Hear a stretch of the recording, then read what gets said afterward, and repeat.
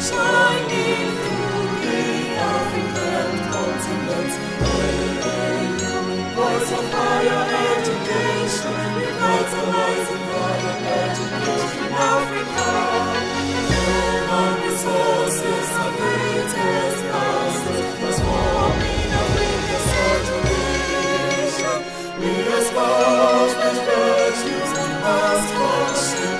We research with joy, unity and truth. We facilitate teaching and learning in all disciplines and cultures, transforming Africa's education.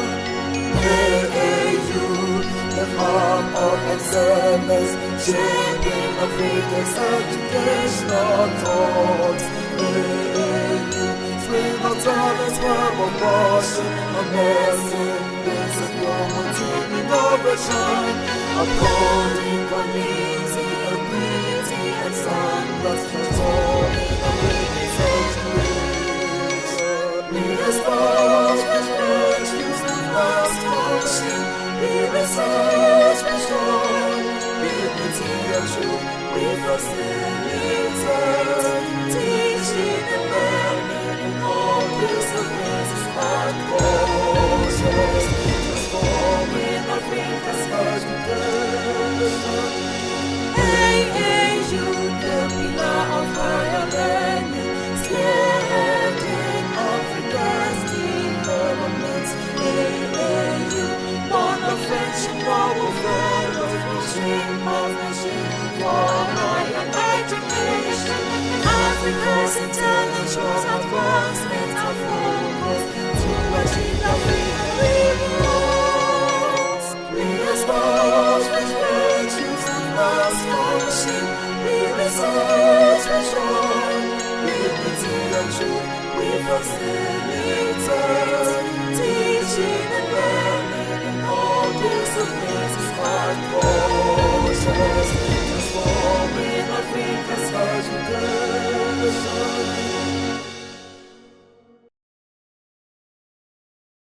We will be discussing artificial intelligence in African higher education.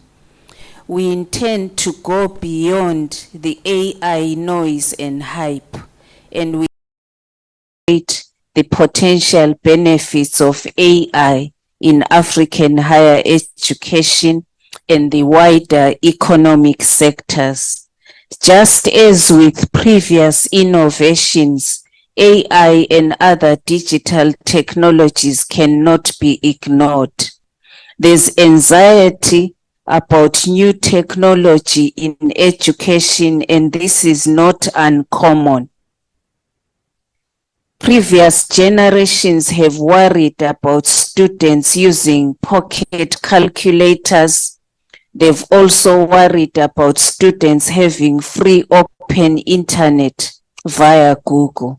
My name is Nodumo Dlamini, and I work here at the AAU as the director responsible for ICT services, communications, and knowledge management. My role today is to be the Madam of Ceremonies. In terms of housekeeping issues, feel free to post your questions and comments in the chat. This is to those that have connected on, and we have 156 that have connected online. So they are most welcome. There's also interpretation in French. Those who need it, please choose the French channel. It therefore gives me great pleasure to introduce the Secretary General today, after which I would introduce our program. Then I would introduce the moderator and hand over this session to the moderator. So for the benefit of those that are connecting online, I will actually be sharing a slide as I introduce Professor Olushola Bandele Oyewole. Professor Olushola Bandele Oyewole is the Secretary General of the Association of African Universities. Previously, he was the Vice Chancellor of the Federal University of Agriculture in Abeokuta, Nigeria. He is a professor of food science and technology. He is also the former president of the AAU. He has previously been a staff member of the AAU in his early life and has also been a staff member of the African Union Commission. Professor Olushola Oyewole has published several scholarly and peer-reviewed journal articles, book chapters, conference papers, and other technical papers. He holds a Bachelor of Science degree from Obafemi Awolowo University in Nigeria, a Master of Science from University of Ibadan, and a degree in food science and technology, also from the University of Ibadan. So please allow me to welcome Professor Oyewole to the podium.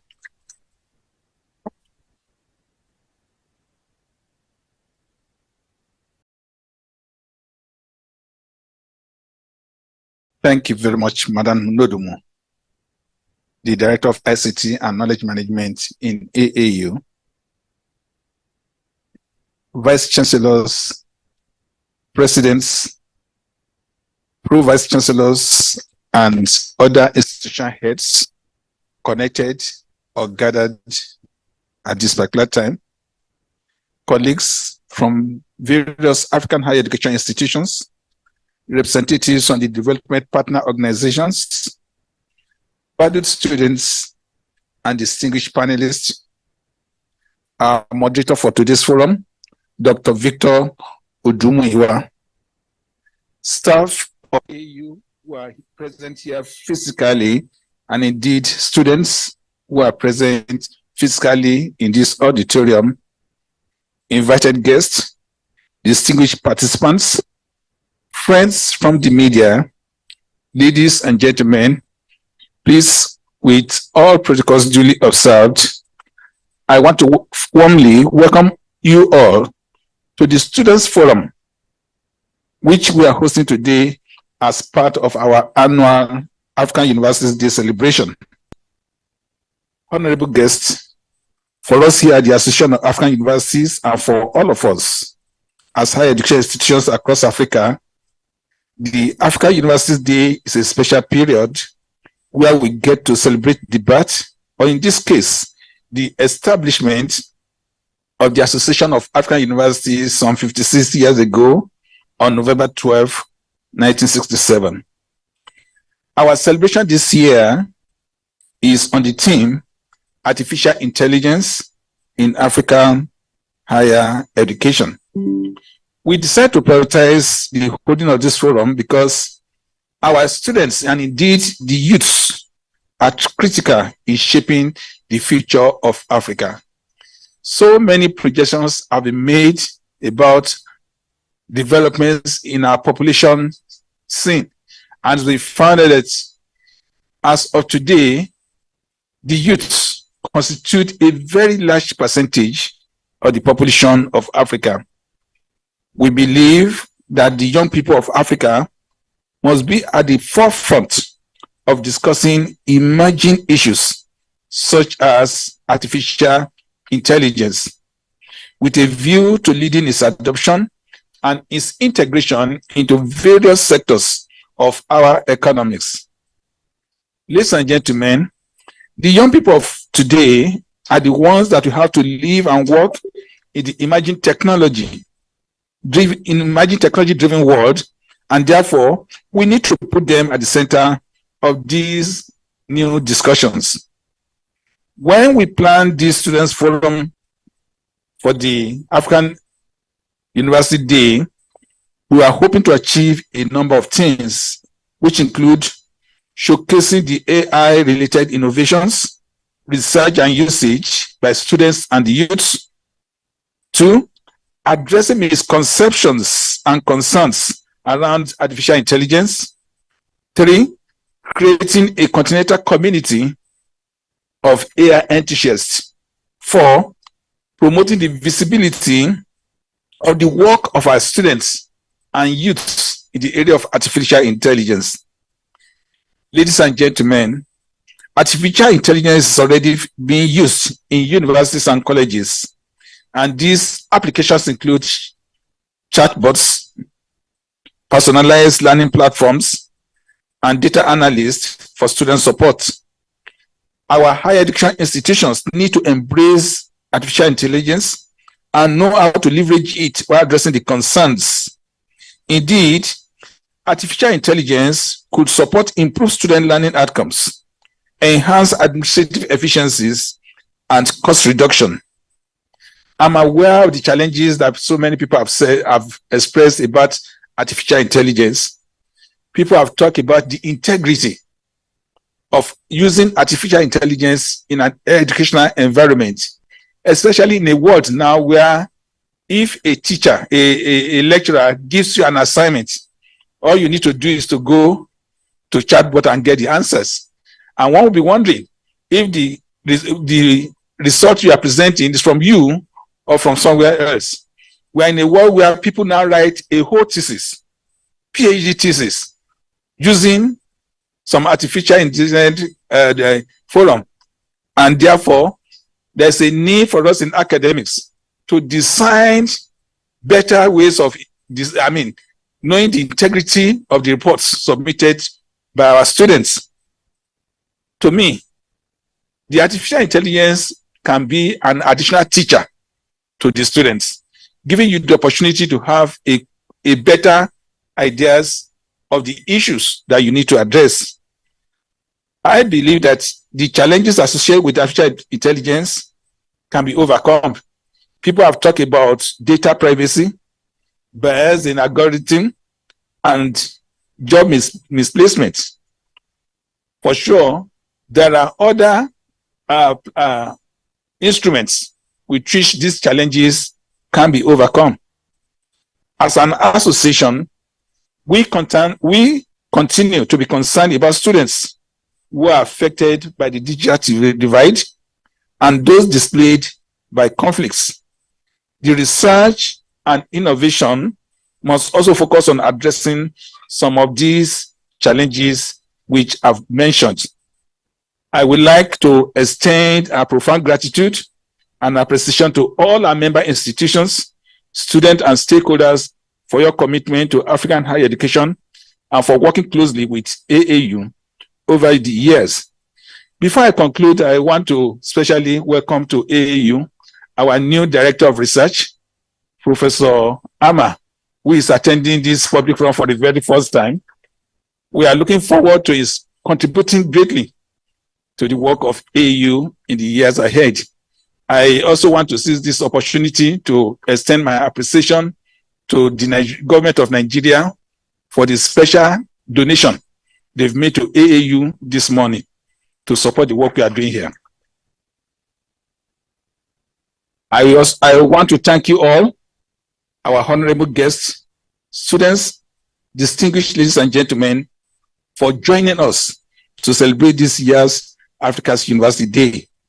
I encourage us all to actively participate and contribute to the discussion. Thank you for your attention.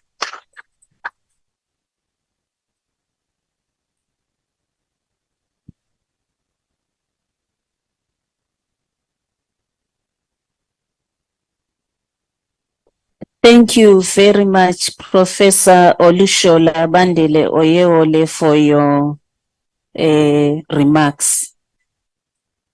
What I will now do, I will briefly take us through the program and then introduce Dr. Victor Odumuyiwa, who will be the moderator for the session today. So for the benefit of those that are online, I'll share my screen again.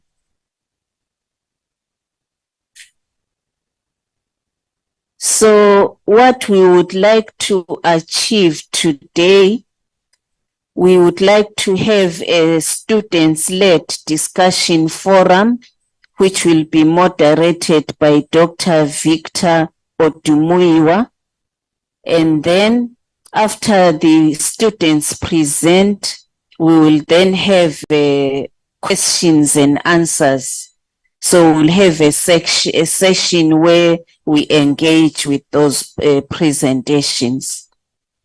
So the panelist students are coming from the University of Lagos, Nigeria, Kwame Nkrumah University of Science and Technology in Ghana, Université Gaston Berger de St. Louis in Senegal, Strathmore University in Kenya. We will also have a recent MSc graduate, Mr. Ido Jamiu from the University College of London. I would now like to introduce Dr. Victor Odumuyiwa. He is a senior lecturer in computer science in the Department of the University of Lagos, UNILAG in short. He is the director of the Innovation Hub at UNILAG. He is a member of the Advisory Board of Data Science in Nigeria. He leads a research team focused on data science and natural language processing. Dr. Odumuyiwa is also a certified security intelligence analyst and application security analyst. He has served as a technical program committee member for various international conferences and workshops. He obtained his PhD in 2010 from Nancy II University in France. He's proficient in French, and he is a visiting faculty member to the World Bank funded Center of Excellence at the University of Benin, at the Institute of Mathematics and Physics. So Dr. Victor Odumuyiwa, you are most welcome. What then I think we will need from you is your opening remarks, and if you could tell us the order maybe in which the students will be presenting so that we can identify them on Zoom and also make them co-host so that they can share their screen. So over to you, Doc. Thank you very much. And once again, I welcome the 190 virtual attendees. Thank you. Yeah, thank you so much, Madam Nodimo Delamini. Yeah, great to be here. I want to, I would say, permit me to stand on the existing protocol as laid by Professor Olusola Bamidele Oyewole, the Secretary General of AAU. And so I'll just say, good day, ladies and gentlemen. We will start by having presentations from the students from the different institutions, and then we have a session of question and answer. So what I would say is that as we start the presentation, just be writing your questions down, and you can also be typing them in the chat box. So that helps us to collate the questions. We may still give room also for people to ask their questions directly, but I think the more we can type, the more we can send in the chat box, the better to be able to manage our time. Yeah, so, well, talking about artificial intelligence, I think it's no longer something strange to every one of us. And really thanks to ChatGPT, because I mean, it was when we saw this application last year that many people believed and began to see that this technology is actually very useful and is going to actually take over and do a lot and apply, and it can be applied to different domains. So ChatGPT helped us to accelerate the acceptance of the technology. But AI has been on for the past 40, maybe 50 years. People have been doing research in AI. But just like the recent development is making it more easier for people to appreciate what AI can do and to see the direction we're going. And here in education, because also I'm representing the EduAI Hub here, which is an IDRC funded project, research project on enhancing education in sub-Saharan Africa using AI. So AI in education is also something very important, and the three pillars we've been looking at in that aspect: solving the problem of bias, the problem of language barrier. We know that it's a problem in sub-Saharan Africa because of our content in our official languages, and also the problem of inclusion and the problem of our education administration. But today we are focusing on the students' innovation. And we're going to be showcasing their innovation, what they've done. They're going to explain to us what they did and what they are doing. And we'll be asking questions and seeing how this can benefit. And also, maybe be able to also set an agenda going forward. What do we want to see the next 2, 3, 4, 5 years happening in our institutions regards to AI innovations and developments? So for today, we're going to start, I think we should start from the host university. We should start from the Rail Innovation Center, the team from NUST in Ghana, and then we'll move to the Unilag team. After that, the Strathmore team, then the Association for AI team from Senegal, and also we have Mr. Idowu Jamiu also to round up all the discussion, the presentation for us. So without wasting time, we can have the team from Ghana can we have the slides for the team, please? Projected.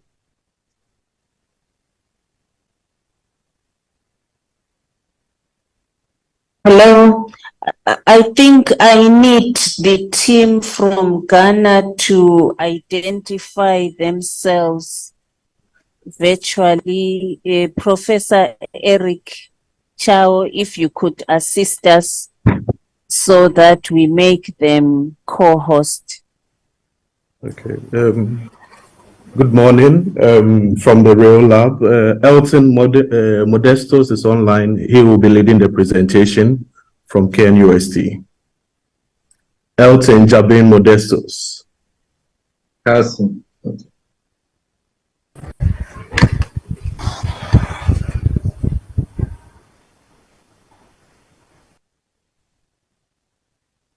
So can we make Elton a co-host so can share slides?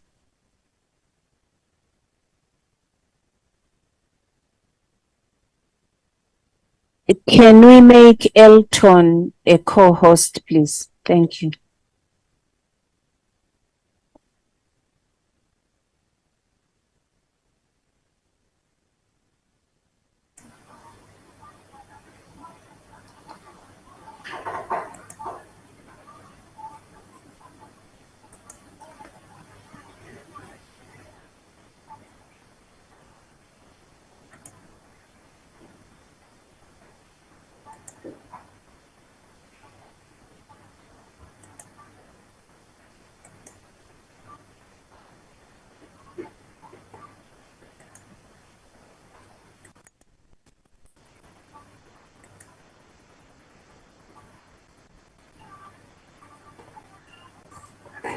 So Elton, your team has about 12 to 15 minutes to present.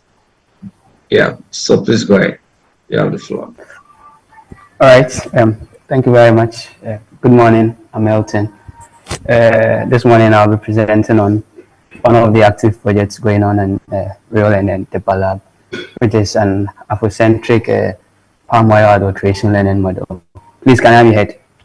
Elton, please remember we are interpreting, so don't speak fast, please. Thank you. All right, I'll go as slow as I can. Please, is this space fine? Yes, Elton is fine. All right. Yes, so as I said, I'm presenting on an Afrocentric palm oil adulteration learning model that is being worked on by Real and then DEPA Lab. Really, it's the overview of it and the first iteration of the work, actually. And so in this presentation, I'll be taking you through the background and then the problem statements, move on to the related works for the research, then how it shaped our objectives, and then the data set creation, and then the model itself, the first iteration of the model. Now, the background starts with these statistics that we have about Africa and Sub-Saharan Africa. Who published this, that Africa has the highest per capita incidences of foodborne illnesses, with about 91 million cases of acute illnesses, and then 137,000 deaths. Now, these statistics are very large. They are very significant. Now, the case is even worse when you look at another GFSP report that shows that the food safety researches that are going on in Africa, most of them focus on export markets because they are donor funded by the experts. And then at the same time, our food demand is projected to increase by 178% by 2050. And so it's really a big issue when it comes to food safety. And then we as Africans, we have to work on food safety problems that we have. And then one such problem is the adulteration of palm oil. Now, palm oil adulteration occurs quite across West Africa and Sub-Saharan Africa. It's a very popular incident, very popular in Ghana, in Nigeria as well. Usually people adulterate it with azo dyes. These azo dyes are carcinogenic.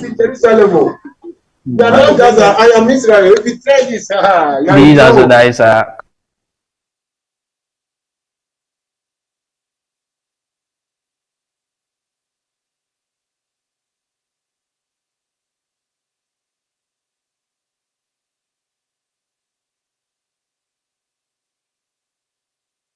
Healthy, you are muted. Yes, thank you. Yeah, the motive is to increase the consumer perception of their products. Palm oil in general is cheap, all right, but consumers usually look for some certain color and texture in palm oil, and then because of that, the market women and even the actors in the supply chain, along the supply chain, find themselves spiking these palm oil with doses of these adulterated, these adulterants. And then the determination techniques usually by expert judgment and then laboratory analysis. Now, when we look at the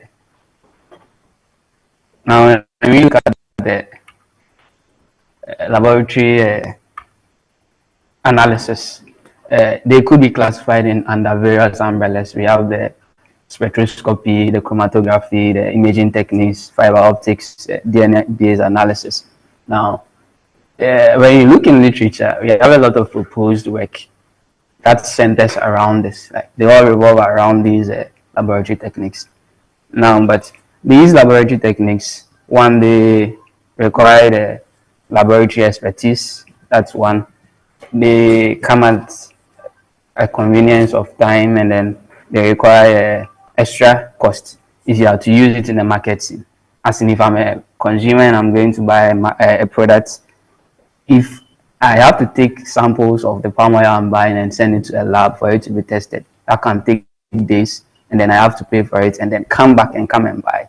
It's not really practical to be used in our market scenes. And so there is a need for an automated and portable approach.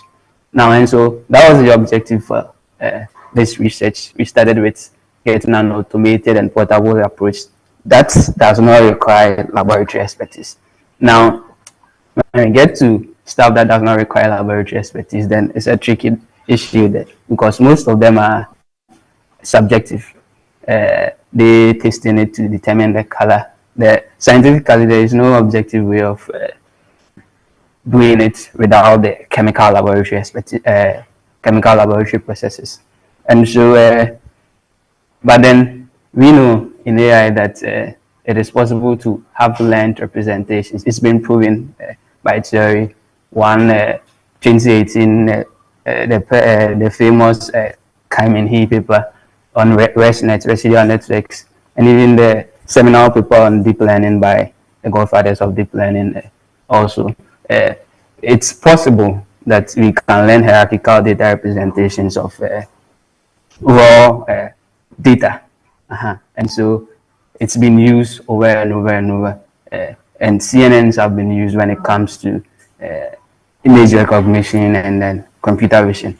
And so that was the end goal, because it's not possible to get a scientifically objective way of doing it without the laboratory expertise.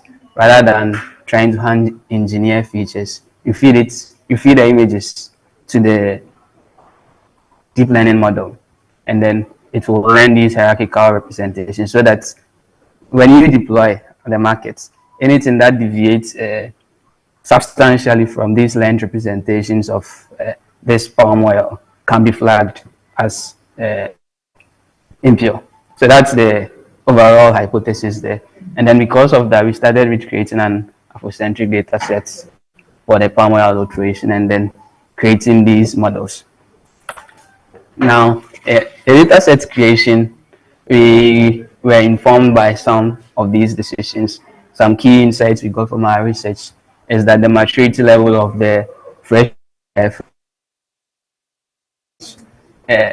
they really affected the color of the palm oil in terms of they give the carotenoids level, and then because of that, whether it's matured or ripe or rotten, depending on how they are used, the color of and the quality of the palm oil is affected. Now, the extraction procedure, being it mechanized or local way, also affects it. And then the storage conditions, they affect the free fatty acids, the pH, the moisture, and the carotenoids. They degenerate over time. And so these affect its exposure to UV, exposure to heat. And so we had to simulate all of these in our experimentation design so as to capture data sets that will be very representative of what we get at the marketplace. And then the camera consideration, we had to make sure we got budgeted phones that are low on camera, and then the different times of the days when palm oil could be bought at the market too. We had to simulate all this into our experiments to get a representative data sets. And so that's the overview of the flowchart. The intuition here is to take a sample through all of the process, all of the conditions we described earlier here. Yeah. So that was the intuition, and then after that we subjected to these camera capture conditions, and then that's all. Now, when it got to the model creation, we set up with some hyperparameter tuning. It really wasn't. It would have been a very exhaustive work. It would have taken much time consuming to try all the available architectures that we could use, try everything, train them on the full data sets, to be very computationally expensive. And so we had to use a hyperparameter tuning to decide on which set of layers, which set of hyperparameters that we could use for these foundation model we were building. And so we use weight and biases sweeps, and then this one, as you can see here, showed the least loss. It used a stochastic gradient descent as the optimizer. We were using a Bayes optimization search model, and so how Bayes optimization search model works is it's a probabilistic approach, and so it hones in the hyperparameter search space the ones that are doing well. We realized that it chose more of the Adam initially, but after the SG, this stochastic gradient descent, was proven to be better. It was doing more of that, and then it cuts across the other hyperparameters we considered, like the number of convolutionary layers, number of fully connected layers, the number of epochs to train, the learning rates, and even the batch size. And so it did that, and then it presented us with the best performing model. If we use a stochastic gradient descent SDG, and then it sets the learning rate to in 0.018 with three fully connected layers, 6 or more epochs, and 3 convolutionary layers with batch size of 64, then we're getting optimal performance. And so we build the model with such error parameters. And then that's the first iteration of the experiment. We built the model with this, and then these are the results. We have a loss reducing drastically, almost getting to 0. And that's the training loss. It translates to the validation loss as well. It also decreases. It's the same performance. It's the same characteristic. And then it translates to validation accuracy as well. We have very close performance. Yeah, about almost 1 or 2 one. minutes more. Yeah, I'm almost done. Okay. Yeah. And so it's performing very well. Well above 90 in terms of accuracy for all of them. And then we see some of the prediction results when we print. It's very confident, the ones that it got right, and it got them right. These are the probabilities at the end of the softmax layer, the ending layer that it presented. It's predicted these with very high levels of accuracy in there, and so almost all of them were right. And that's it for my presentation. I'll be happy to take any questions later. Yeah, thank you, Elton. Thank you for the presentation. You presented on the AfroPalm project, what you did using deep learning to detect the palm oil, look at palm oil images. But before I move to the next presenter, I still, because the population here, not everybody here is an AI person. So just like in 2-3 sentences, just summarize what you presented to a layman so they understand what you are doing in just 2-3 sentences, then move to the next person. So that can help them to ask right questions from you later on. Right. So, in summarizing one sentence, the whole goal is here. Because we don't have an objective way of because we don't have an objective way of determining palm oil adulteration. We are using AI to learn the representation, to learn how correct palm oil should look like. And then when we get any other oil that it's not what it has learned, it can flag it as possibly adulterated. Okay. And then it will be released as APIs so that smartphones can scan it using cameras, so that at the market, anyone can take their phone, scan the palm oil they have, and then it will tell it, oh, high chances of adulteration, go to the lab, go and check it out. Thank you so much, Elton. So Elton has told us of the innovation, how to help us to buy the correct palm oil. So when you get to the market, you don't want to buy adulterated palm oil. You don't want something that will be dangerous to your health. And so they developed a model that can help using deep learning to help to know when you scan an image, tell you an image of palm oil to tell you whether it's adulterated or not.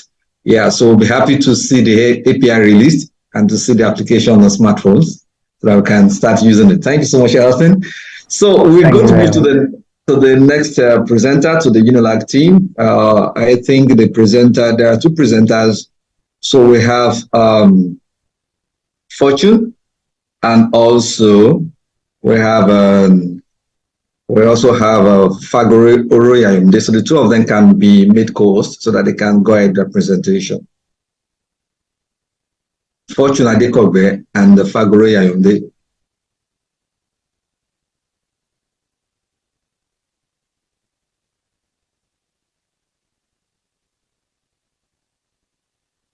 So, host, can you please make them very good? So, Fortune, then Faguru, Ayomide, you can make into a co-host.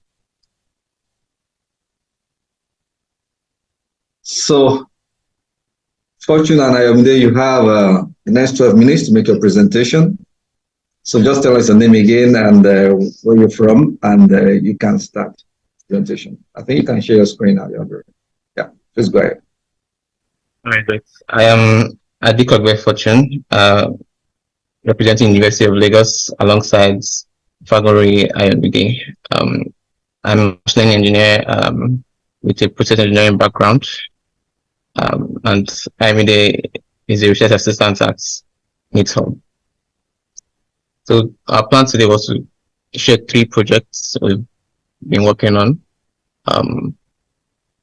but since I can't get to Ayomide at the moment, I will handle the discussion. Oh, Ayomide, can you hear us now? Or can you speak now?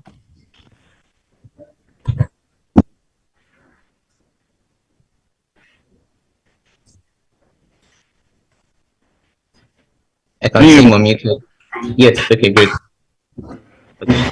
So I'll handle the slide since I already have it up, and then we can just fire on. Good morning, everyone. My name is Ayomide. Okay, can move to the next slide. Thank you.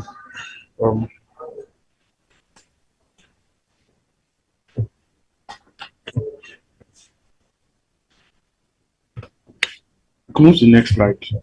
Fortune. Fortune, next slide. Can you see my screen? Yes. Yeah, so next slide. We're still seeing the first slide. Sorry, I'm in presentation mode, so it's not thinking.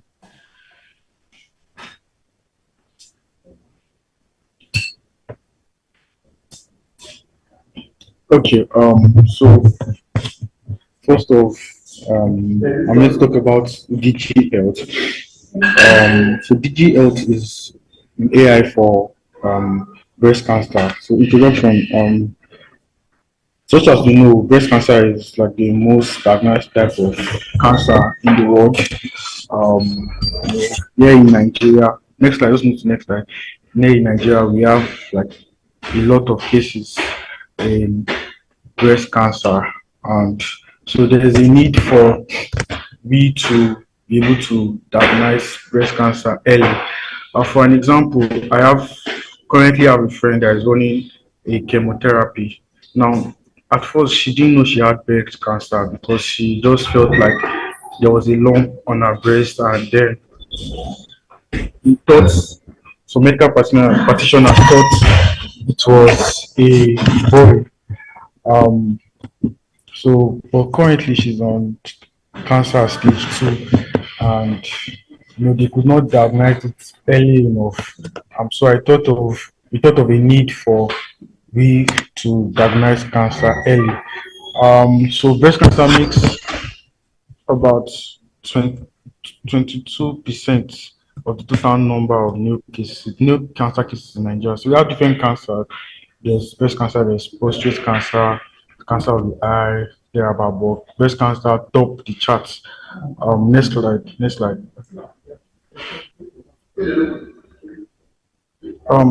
So our solution is an application that first of all manage patient records and also has an external feature by diagnosing breast cancer.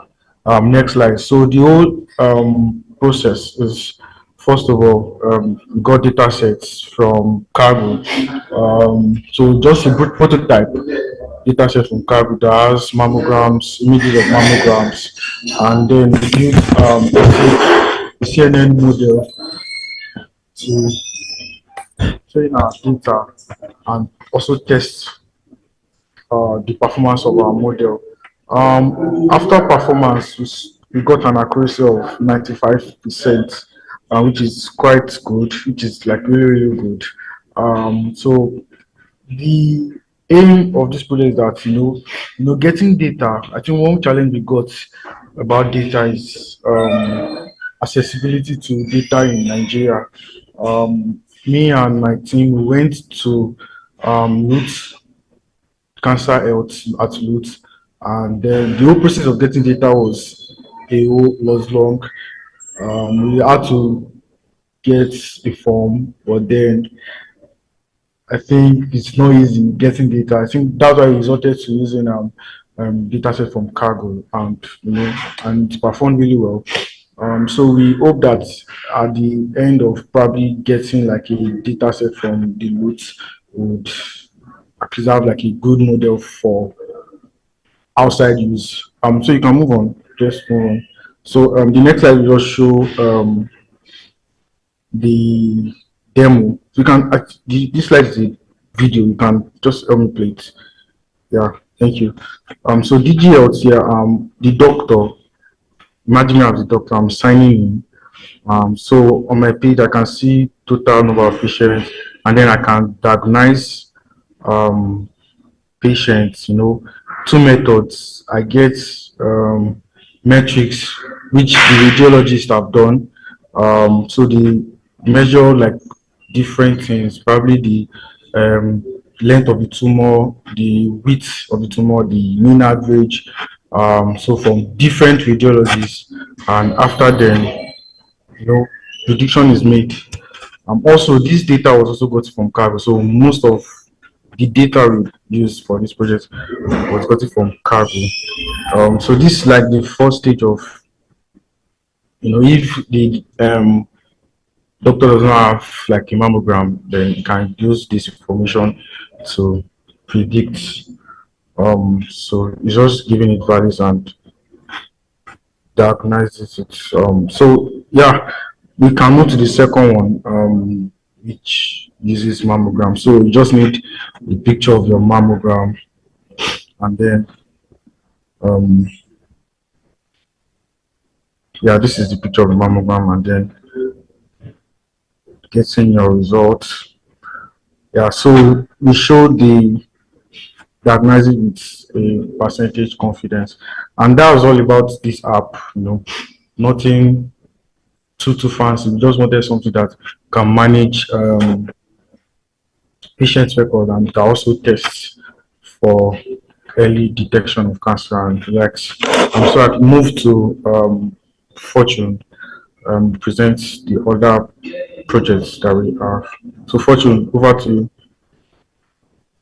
All right. Thank you very much.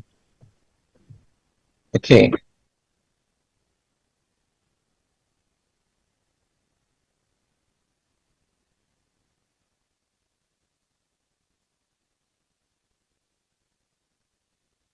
Let me share my screen.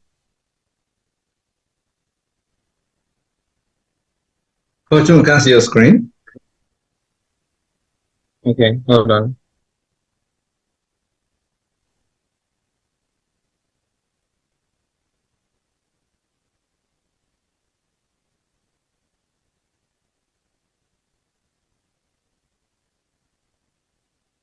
Can you see my screen again?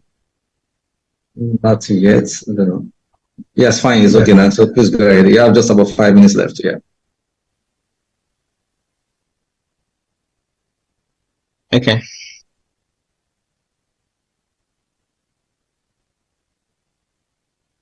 Can you see the current screen? So I still saying breast cancer on the screen. So we should move to the next slide. Hold on. I want to interrupt the share and share again.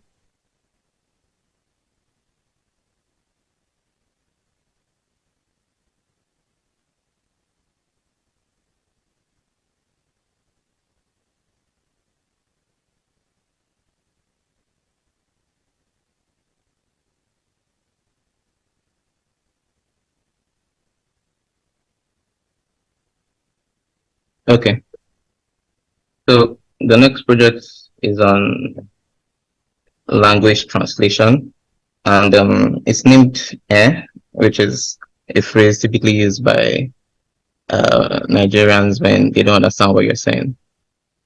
And it is a bi-directional language translator that translates between English and the Nigerian Pidgin language.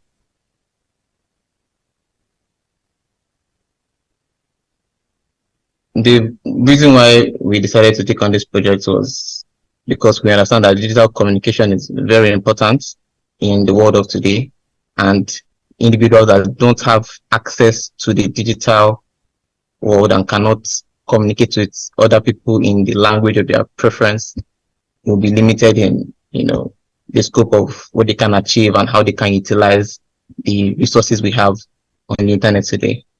And to solve this problem, we at the NeetHub AI team built a transformer-based model to translate from English to Nigerian Pidgin and vice versa.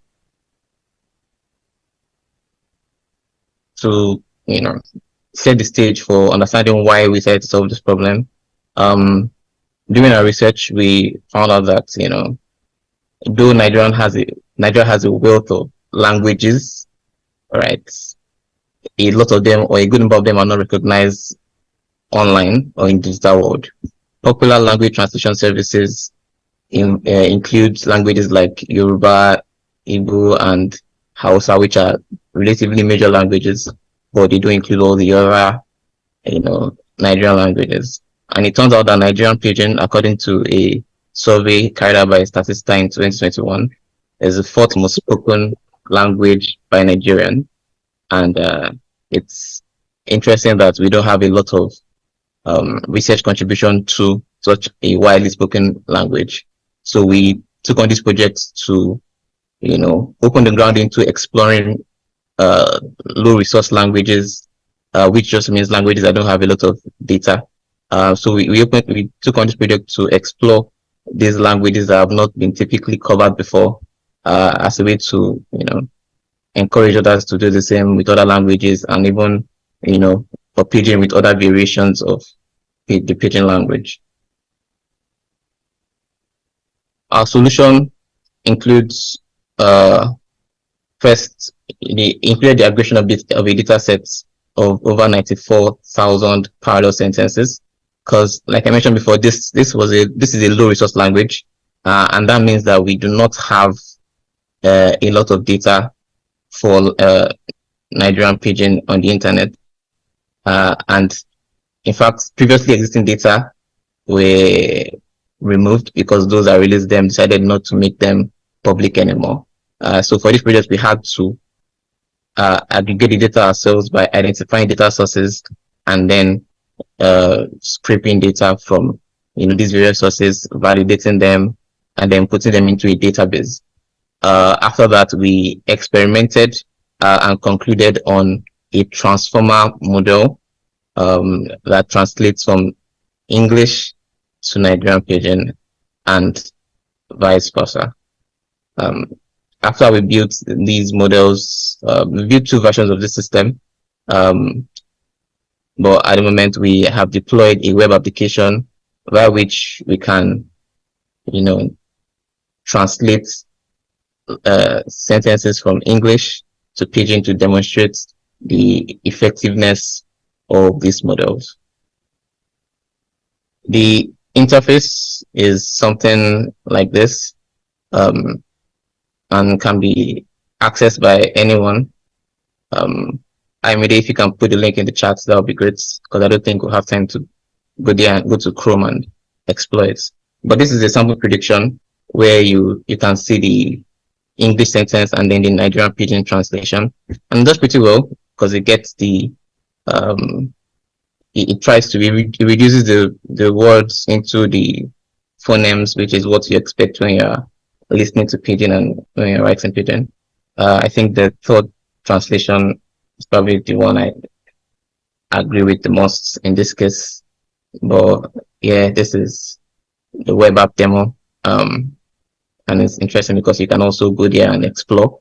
Of course, models are limited in the sense that if you put in words that are specific to domains like scientific domains or specialized areas, it might not get them because they are not in the vocabulary to understand. But the hope is that with something like this as a base model, people in specialized areas can come up with even smaller data sets and just fine-tune the model that we built here, and take it one step further to work in the different domains.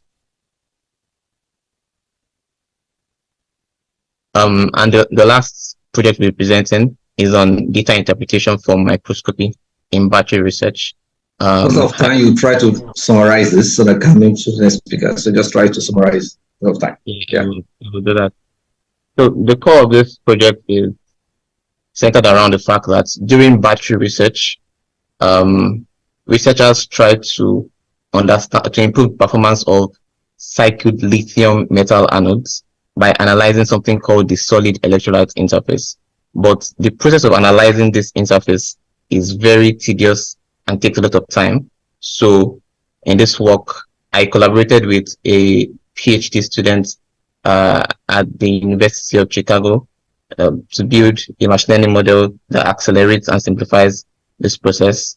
The solid electrolyte interface in particular is essentially a layer that is created when your battery, so imagine batteries in your phone, laptops, and whatever, right? This interface is created when the lithium reacts, meaning when the battery is in operation.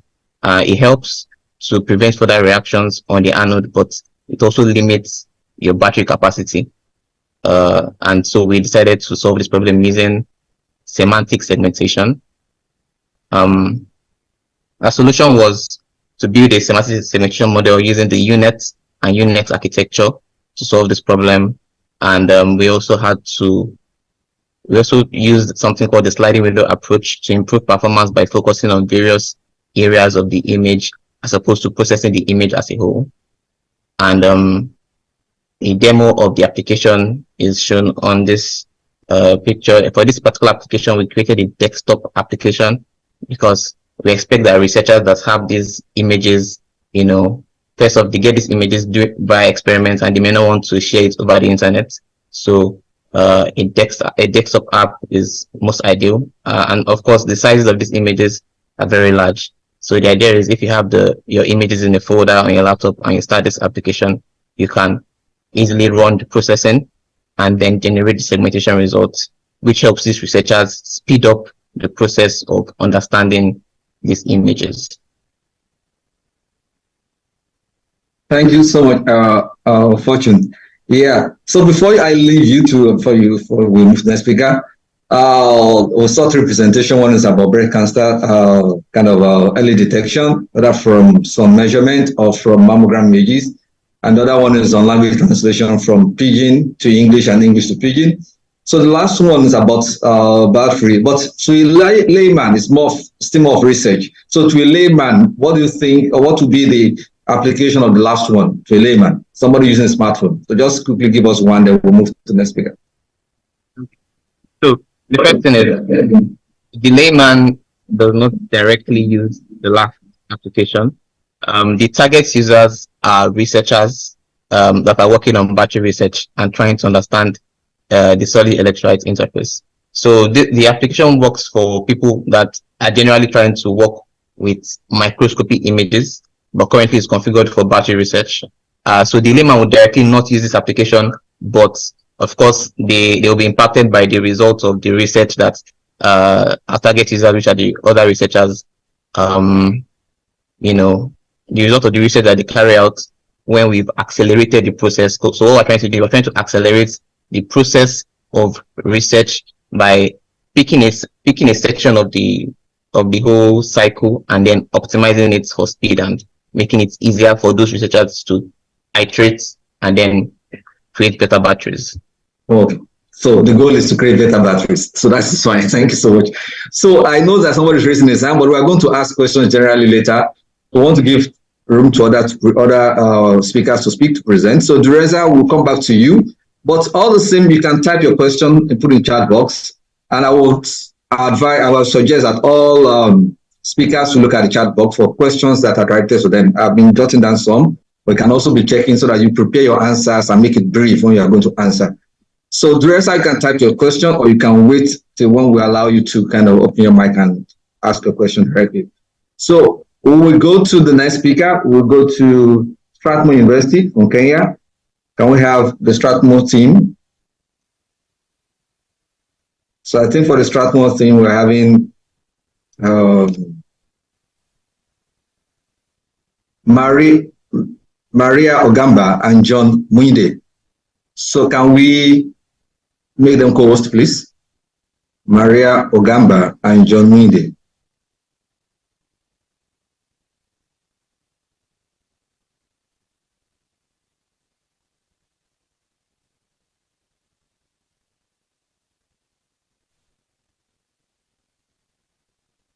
So Maria, you've made a co-host, so you can go ahead and share your screen and start your presentation. And I think I will advise the control room, the media people, to also make the other speakers, that's the team from Senegal and Mr. Edo from UK, to make them co-host, so that when it's their time to present, we don't need to announce again, they just start presentation immediately. Thank you. So Maria, you can go ahead, please. Yeah. All right. Thank you very much. Hello, everyone. My name is Maria Ogamba. I'm a business intelligence analyst at iLab Africa and a Master of Science, Data Science and Analytics student, also from Strathmore University.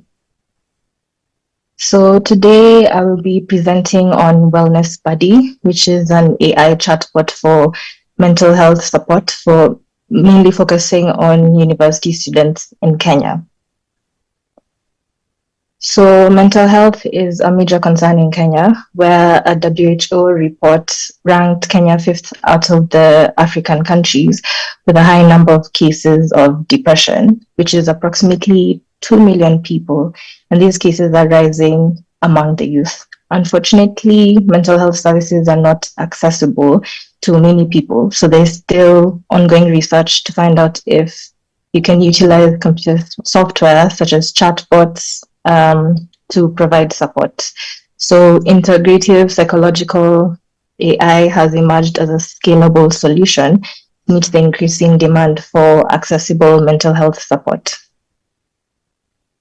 So for the methodology in creation of our model and our application, the model created used deep learning neural networks that was trained on a data set that we derived from basic mental health conversations that used cognitive-based therapy, that is CBT, and general advice from mental health professionals for depression and anxiety. This data set was created by combining data from different web sources on mental health advice from licensed professionals. Combining deep learning with transfer learning will enable us to expand the capacity of the chatbot when we increase the data size to improve the model in future iterations of the application. The chatbot will be able to leverage pre-existing knowledge from the original dataset to learn the new datasets that we'll incorporate. When running the model, we realized that it was overfitting, but we managed to use this using L2 regularization.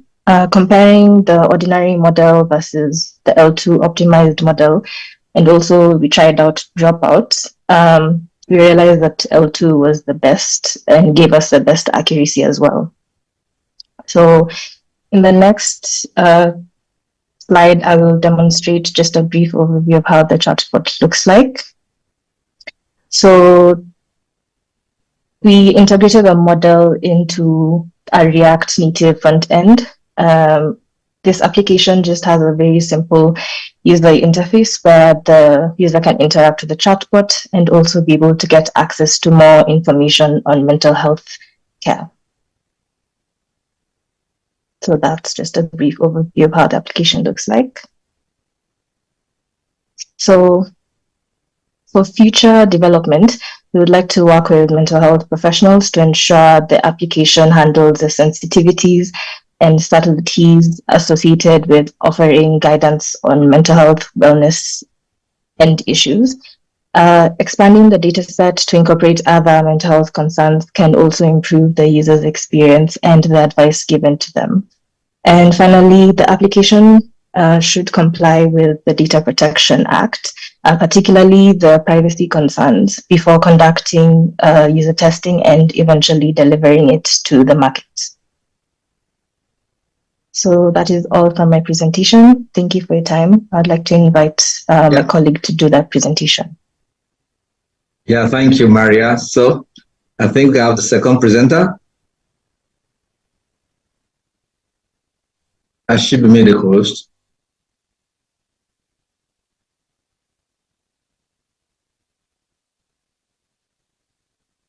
John, sorry, I think it's John. Yes, I am here. I think we also have another presenter from our team who should go before me, then I'll go later. That's Henry. Okay. What's the name of this? Henry Kello. Okay, Henry.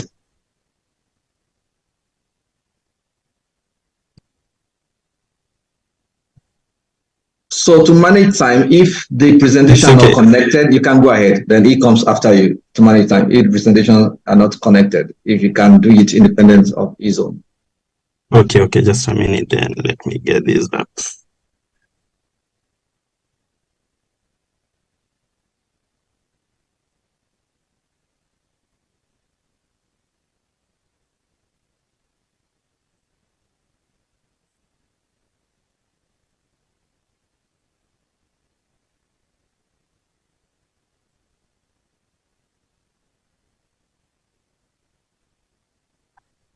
So while you are setting up, there are several questions and interactions going on in the chat box. So I think also some speakers have been responding. So it would be good if you can respond to some of the questions asked on the chat box, and later on we can summarize them. Yeah, please go ahead, John. Okay, thank you. I hope my screen is visible to everyone. Yes, we can see your screen. Thank you. Okay, so I am John Muinde, an MSc data scientist from Strathmore University. And I currently work as a data scientist with the World Data Lab as part of their data science team. And today I'll be presenting on the application of data science and machine learning techniques for improved farming of the black soldier fly larvae. So for this particular presentation, I'll first start off with the problem background, then go to a little bit of discussion on what this BSF is to those who have not maybe come across the term. Then we look at the methodological approach, then the results, and we wrap it up with the conclusions and recommendation. So this. So John, I also advise that you make like 5 minutes max, and majorly focus on the impact of of your solution. Yeah, right. Okay. Thank you. So our main inspiration behind this project is trying to contribute to the fight against food insecurity, which is a major challenge globally and particularly in our continent. So approximately around 2.5 billion people live in this moderate and severe food insecurity. Globally, that comes to around 8.5 billion, and the projected population growth by 2020 is estimated to be around 8.5 billion. Then for a continent, that will be around 1.7. And with data from just 2021 alone, the food consumption demand was around 2.5 metric tons. So what does this imply to us in relation to the challenge of food security and going on? So with the growing population, we expect an increased demand for food. And also, as a result of that, there's a need to try and come up with solutions that are sustainable and climate friendly in the long term in terms of food provision. So one possible alternative that most researchers have been looking at is insect farming on a large scale perspective, and using these insects as a source of feed and food for both humans and animals. And that one particular insect that continues to show promising results is the black soldier fly larvae, which on the far left here, you can see the full grown black soldier fly larvae that has a life cycle of approximately 21 days.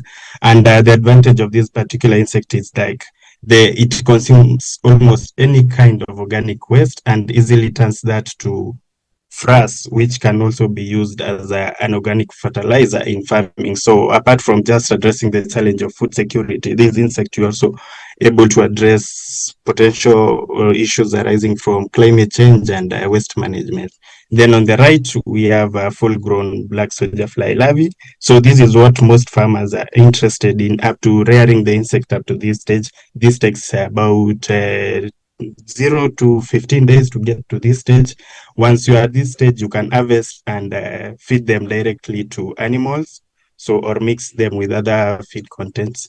And the one advantages of these larvae being that they are highly rich in protein. So once you feed them to your animals, you are getting better output at the end of the day. So just this is a snapshot of the methodology that we are using. We wanted to work with real life data. So we set up an experiment in collaboration with the CIPE and Synergy in Kenya, who are doing this rearing at a large scale. So from 1 to 13, we have our predictor variables. The 14 was our target variable. Then the usual data processing techniques to prepare this data for analysis and to see what insights we are able to generate from these. Then this is the model training approach that we used, 70 for training, validation 20, and then test percentage 10. And because there's no need of having a project that that is not able to be used by the end user, we had to think up of an approach of how to deploy this particular model. So what you're seeing on the right is just a structure of the pipeline that we developed as a part of the deployment process.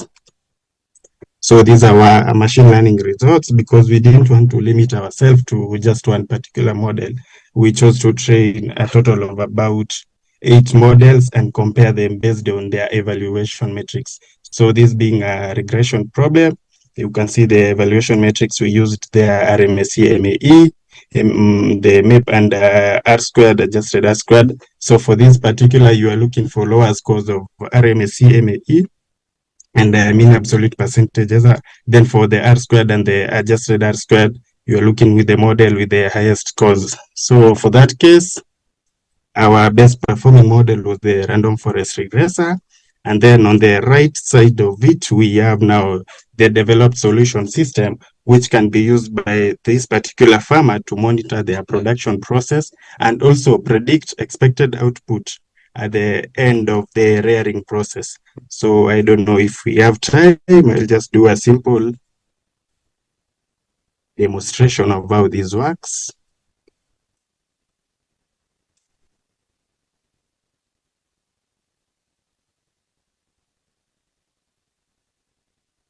Just a minute.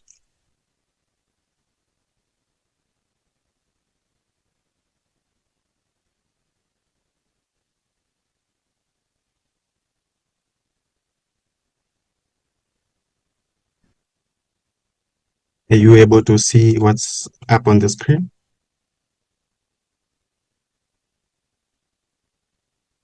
Hello?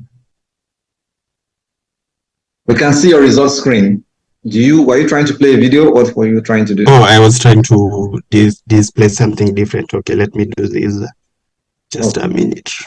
Yes. So we're running out of time, so be fast with it. Yeah. So, what do you call the name of the top presenter? So this is our developed, like the dashboard, first of all, which the farmer uses to monitor their production resources. So they can do this for any month or whatever data they are coming in with.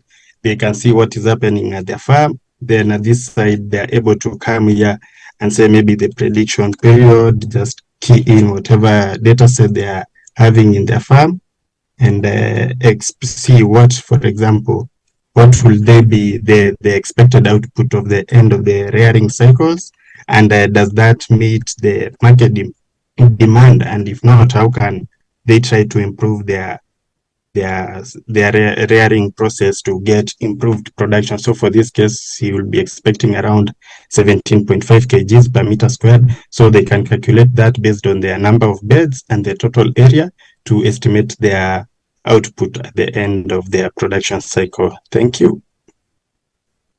Thank you so much. So does the platform give a recommendation on what to do to increase the production? I can see that it's telling them what it's going to produce, but does it handle the recommendation to push the boundaries?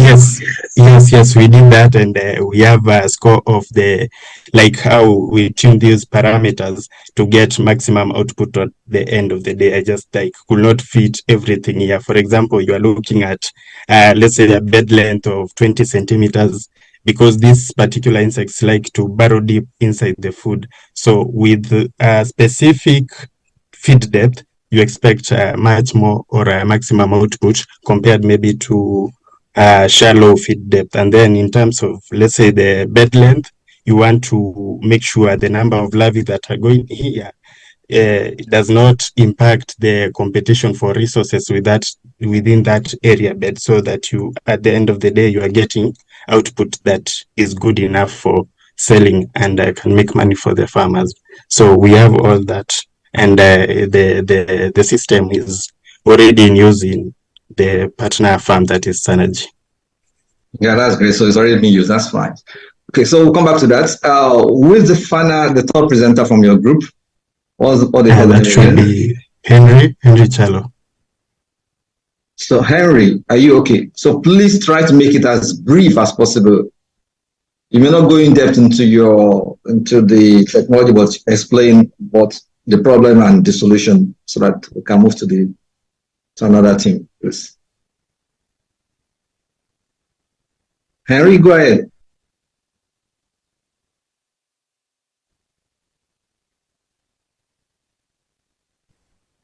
Oh.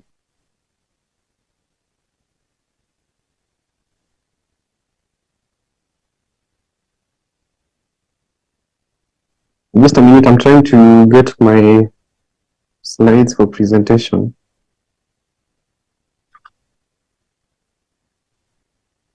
Like I said earlier, so other presenters have made a presentation. Check the chat box. You see a lot of questions going on, and also people dropping their contacts. So I think it's fine to respond to some of these questions there, and also see people that are trying to connect with you.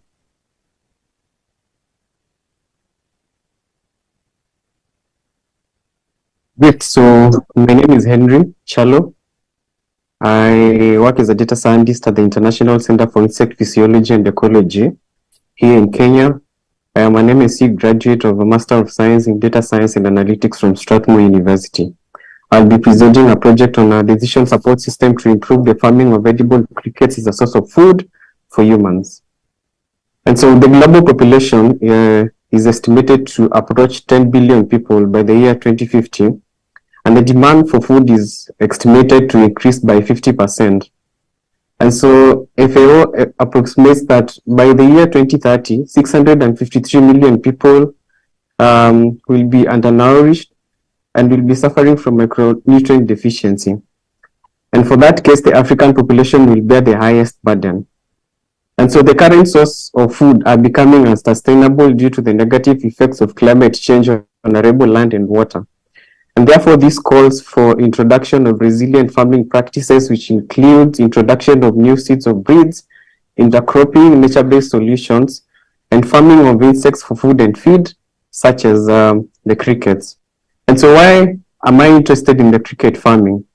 Number one, the cricket farming, crickets are highly nutritious. We are able to minimize the greenhouse gases, which are commonly with the other farming practices, such as livestock farming. It requires less work, and there is also less land and feed and water which is required. And so many insects produce sounds to signify certain behaviors or activities which can be modeled to develop a decision support system to improve the cricket farming. And so using those sounds and the environmental factors such as temperature and humidity, we were able to come up with a system which can be able to help farmers to make decisions in terms of their rearing areas to improve the productivity of their farms. The methodology which I employed was data collection by setting up experiments in the lab in conjunction with the CIPE, where we collected audio and video footages of crickets. Then using IoT devices, we were able to collect temperature and humidity at the same time. We also did data pre-processing, which included the data labeling, feature extraction, class balancing, and such. So the machine learning models that were employed were Random Forest, SVM, and KNN. And then finally, we developed a web-based application that displays to farmers the status of their cricket farms, which also includes a notification system when certain parameters are exceeded. And so for the results, out of the three classifiers which were trained, Random Forest was the best classifier, which was deployed for use by the farmers. So what you can see on my screen is the temperature and humidity where we were able to come up with some decision rules, because using the machine learning, we were able to identify the optimum temperatures and humidity under which we can optimize cricket growth. And so when you look at the temperature graph, which is displayed, when the pointer is on the red, it means that the temperature have exited the set limit. When it is on the blue side, it is also on the lower side limit of the temperatures. When it's on the green side, you are set. And so any temperature and humidity which is outside the certain range which is defined, then you are likely to get a notification via email or via text message, which triggers action by the farmer. Now, in terms of the songs, the different call types produced by crickets include the calling, mating, and aggression. Calling and mating means that the crickets are healthy. Aggression means that the crickets are in distress. And so you can scan the web application, the QR code below, to be able to interact with the system. And then finally, for the conclusion and recommendation, machine learning can be used to improve farming as human food and elevate food insecurity. We also anticipate to collect more data to merge with the existing sound and weather variables data to optimize cricket farming. And finally is to design IoT devices that can automatically regulate the temperature and humidity in the rearing room without the farmer's input. Thank you.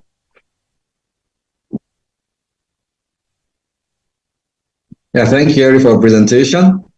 You talked about how to cricket farming and using machine learning to enhance production.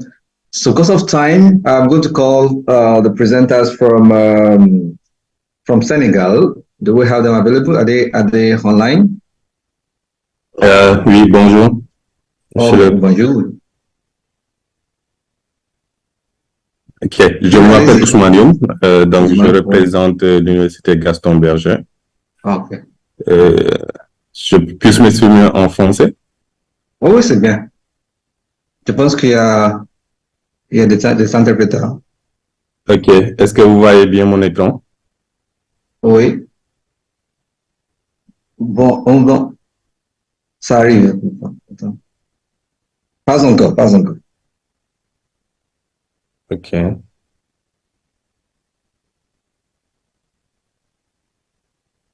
Donc, je vais laisser Chimango partager son écran et je vais parler sur son partage.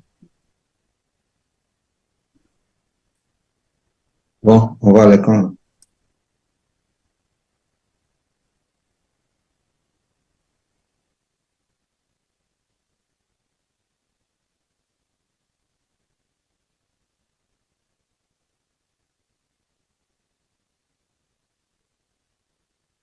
Can you see the screen? Chimango, allez-y. I should go first? Yes, I think that's what Usman is trying to say. Okay. Oui, est-ce que c'est bon?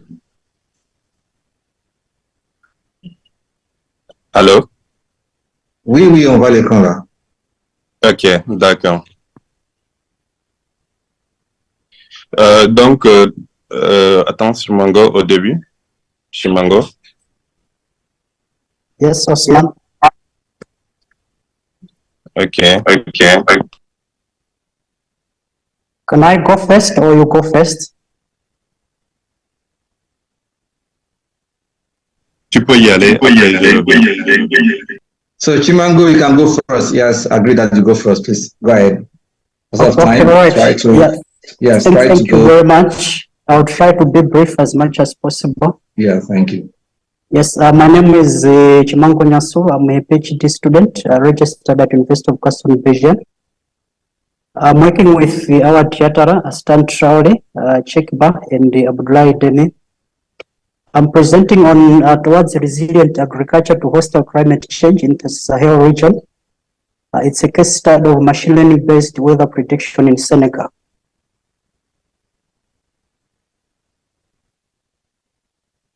So basically in this presentation, I will talk about a brief introduction, then I'll go into the methodology, then briefly look at the results, and then finish with a conclusion.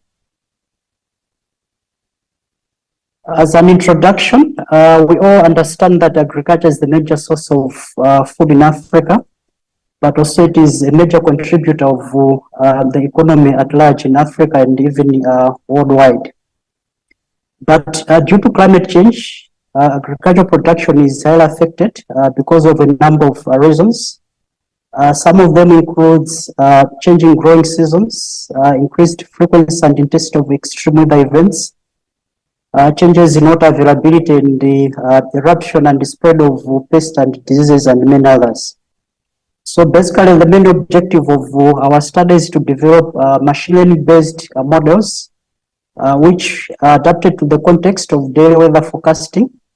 In this case, we are looking at forecasting of rainfall, relative humidity, maximum and minimum temperature in Senegal, but also with the focus of making the predictions based on spatial weather distribution and the weather annual cycle. So the parameters we are predicting are considered as some of the important parameters for crop production. So this study was implemented using the principles from knowledge discovery in databases process, where we look at the data selection, preprocessing, transformation, feature engineering, the actual data mining, evaluation and interpretation of results. So in this study, we explored a stacked ensemble model and the 10 regressors, like random forest, decision trees, nearest neighbors, and other models. For evaluation, we used mean absolute error, mean squared error, root mean squared error, and the R squared matrix to evaluate the performance of the models. So the features which we are using, basically it's the year, month, day, relative humidity, rain, minimum temperature, and the maximum temperature, which we obtained from the NASA Power Project. The data is spanning from 1982 to 2020. For the prediction of rainfall, we used relative humidity, maximum temperature, and minimum temperature and day of the year as the predictors. But also on top of that, we did some data transformation and the feature engineering so that we could improve the correlation of these predictors and the target variable. For prediction of relative humidity, maximum temperature and minimum temperature, we are using 5 lagged values to make the prediction. Basically, this is because the autocorrelation of these features up to 5 lagged values is a bit strong for us to make a better prediction. So when we made a comparison of the regressors and the stacked ensemble model, the results shows that the ensemble model gave us the best results for all the parameters we are trying to forecast. For example, for relative humidity, we got R squared of 93%, maximum temperature 82%, minimum temperature 90%, and then rainfall 77%. But also we got the lowest values for mean absolute error, mean squared error, and root mean squared error. So in this case, the ensemble model is giving us the best results which we can use for the actual forecasting of these parameters. Yeah. So what I have in Figure 1 is the for example, in Figure 1A is the daily observed maximum temperature for a location in the north, in the center, and in the south, so that we can observe the spatial distribution of the weather in Senegal and look at how the machine learning is also able to make the predictions. So in this case, we expect that maximum temperature should increase from the south to the north. For example, from Koda to Matam, we should expect that the temperature should be increasing. So what we have in Figure 1A is the observed temperatures. What we have in Figure 1B is the forecasted maximum temperature for the same locations. So we see that the model is able to make the forecasting correctly in terms of the spatial distribution of the weather here in Senegal. In figure 2, I have the monthly average observed rainfall in figure 2A and the predicted monthly average of forecasted rainfall in figure 2B. So what we expect is that for rainfall, it should start slightly from maybe around June to October. What I needed is that. And then the increases from the north to the south. So we expect the south to have more rains, and then in the center, and then in the north. So in figure 2, we also observe that the model is able to make the correct predictions in terms of rainfall also for the annual cycle. In conclusion, we observe that the models made predictions according to the spatial weather distribution and the annual weather cycle in Senegal as expected. But what is most noted is that the models is able to correctly predict the extreme values for relative humidity, maximum temperature, and the minimum temperature. Mostly, we noted that the model didn't manage to make the correct predictions for the higher peaks of, for example, temperature. The models predicted rain on some days that no rain was recorded. So in this case, the model made some false alarms of rainfall. So for our future work, the models requires further improvement so that we should be able to get the more reliable results when we make the forecasting. These results are published in these papers. Those who are interested, we can share the papers so that they can go into the detail of what we have done. Thank you very much. This marks the end of my presentation. I will leave the floor to my colleague Osman. Yeah, thank you, Chimango. So Osman, you can have the floor. Please make it very brief, please. Okay, very merci. Yeah. Merci, monsieur le modérateur.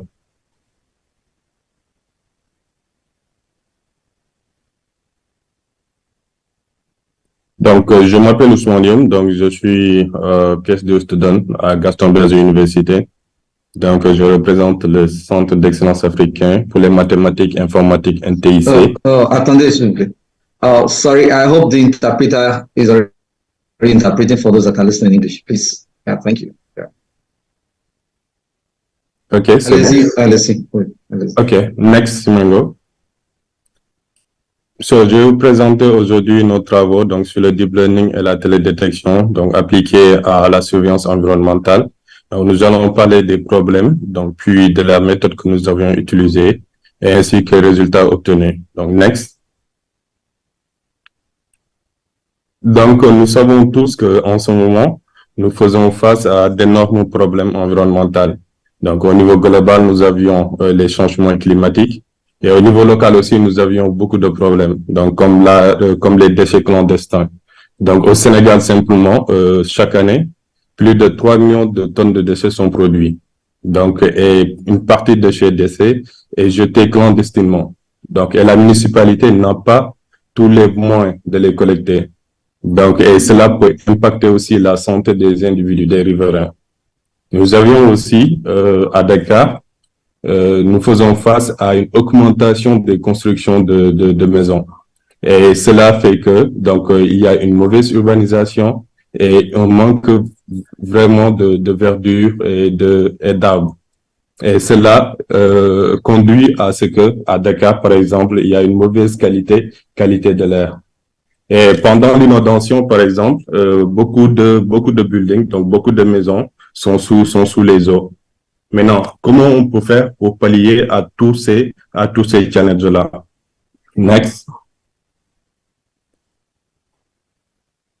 Donc, pour pallier à tous ces challenges-là, next, Mango. Donc, pour pallier à tous ces challenges-là, nous devions impérativement mettre en place c'est trop. Donc, précédent. Donc, nous devions mettre en place un outil de surveillance environnementale en utilisant les techniques de deep learning et de télédétection. Donc, le deep learning, ici, nous avons le computer vision, donc qui est une partie du deep learning qui est elle-même une partie de l'intelligence artificielle. Et pour la télédétection aussi, nous allons utiliser les drones ainsi que les satellites. Donc, pour notre première étude, donc, qui concerne la détection automatique des dépôts de déchets clandestins, donc nous n'avions pas des données qui sont sur le net. Donc, nous devions collecter notre propre données. Donc, en quoi faisant, nous avions choisi plusieurs sites, donc au nord du Sénégal, c'est-à-dire à Saint-Louis, et à Tivaouane-Peulh, qui est à côté de Dakar. Donc, et nous avions choisi plusieurs types de sites. Donc, selon sur le littoral, donc à côté aussi des rivières et aussi en dessous des arbres où parfois on peut trouver des déchets. Donc, nous faisons voler le drone Mavic Pro donc à une altitude de 5-10 mètres et un angle de 90 degrés. Bon, l'avantage des drones, c'est que nous avions des images de très grande qualité. Et lorsque nous avions pris plusieurs images, donc on va faire du processing sur ces images-là. Donc, en quoi faisant, nous avions des algorithmes d'atténuation de la lumière. Et après, on prend cette image, on les divise en plusieurs petites images. Donc, ce qui nous fait une base de données qui est beaucoup plus grande. Donc, avec cette base de données-là, nous avions des images, comme vous le voyez, after processing. Donc, des images qui sont beaucoup plus nettes pour notre modèle. Et on fait le labeling sur cette image-là. Next. Chimango. Donc, après avoir fait la labellisation et tout, nous avions choisi plusieurs modèles de deep learning pour voir quels sont les modèles qui sont plus adaptés à notre contexte local. Donc, il y a plusieurs familles de deep learning. Hein. Donc, là, nous avions le SSD, donc qui est l'objet de détection simple. Mais l'algorithme de l'SSD présente beaucoup de confusion. Donc là, nous avions plusieurs faux positifs et plusieurs faux négatifs. Nous avions le masque RCNN qui ajoute aussi une branche de segmentation, c'est-à-dire un niveau de complexité de plus, donc qui permet de réduire les faux positifs.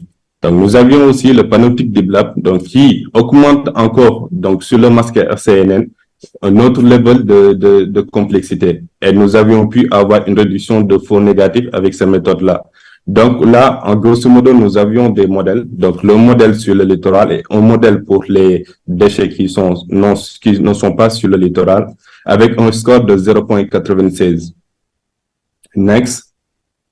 Donc toutes les informations que nous avions eues à partir de nos expérimentations nous ont permis de pouvoir mettre en place notre propre architecture. Et notre propre architecture nous permettra de faire la détection des buildings, la détection des arbres, la détection des végétations et aussi la détection des inondations. Donc, l'objectif final, c'est d'avoir une carte faite par notre modèle de segmentation qui pourra nous dire, à cet endroit-là, il y a énormément de buildings. Donc, ce n'est pas normal. À cet endroit-là, nous avions trouvé des déchets. À cet endroit-là, il manque de verdure. Et toute cette information sera centralisée sur une plateforme que nous avions appelée Diffond Tool, donc qui est en phase finale de développement en ce moment, donc qui permettra aux autorités d'avoir toutes les informations nécessaires pour pallier à tous ces problèmes-là. Donc, lorsque les autorités ont toutes ces informations, ils pourront faire une meilleure planification parce qu'ils auront toutes les informations nécessaires pour pallier à ces différents challenges-là. Donc, ça c'est l'objectif de cette étude et l'impact qu'il pourra avoir sur tout l'étendue du territoire national et même africain. Donc, voilà pour ma présentation. Je vous remercie.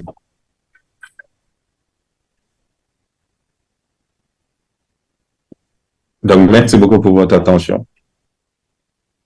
Okay, thank you, Usman and Chimango, for your presentation. And the last presentation was talking about using our AI to kind of do some segmentation of the area of the territory. So we're going to come back to you later on. I hope we have enough time for question and answer. I would just want the last speaker to speak now for the next maybe 9-10 minutes. Then we will ask some general questions.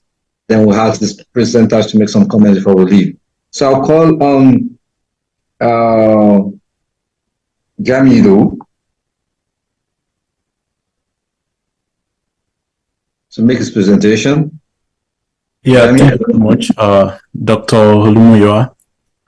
So before I get started, I would like us to do just a brief exercise.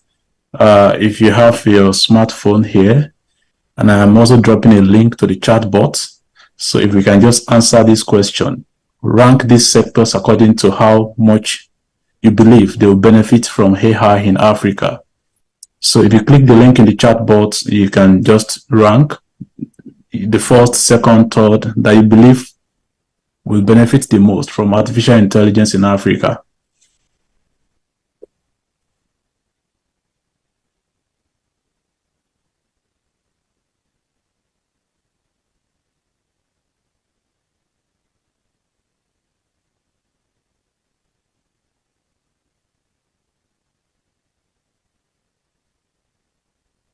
Yeah, you can rank as many as possible. You can rank all the 7.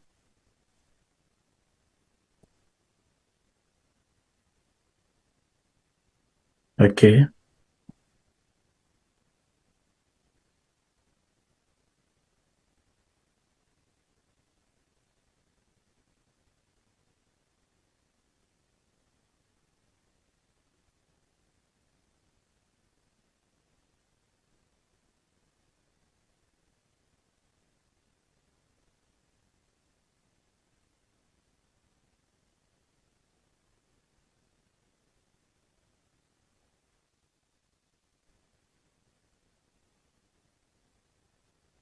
Nice.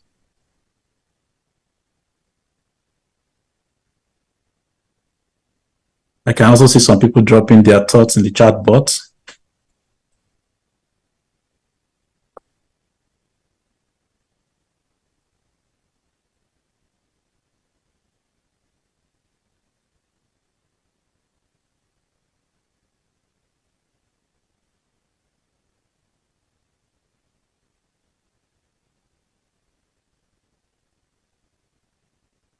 Okay. Jean Bosco said education. Martin said agriculture. Professor Dr. Ahmed said healthcare. John Babayemi said education. Barbara said healthcare. Nomsa said education. Esther Furigua said healthcare. Yeah, so, and that is what I think we can also see from the chart. Education is coming first, according to what Africans believe, will benefit from AI the most on the continent, followed by agriculture, and then healthcare. Yeah, I mean, that sort of really align with what I think will advance human capital development and prosperity in Africa generally: education, healthcare, and agriculture. So while people are still voting on that, I will now start my presentation.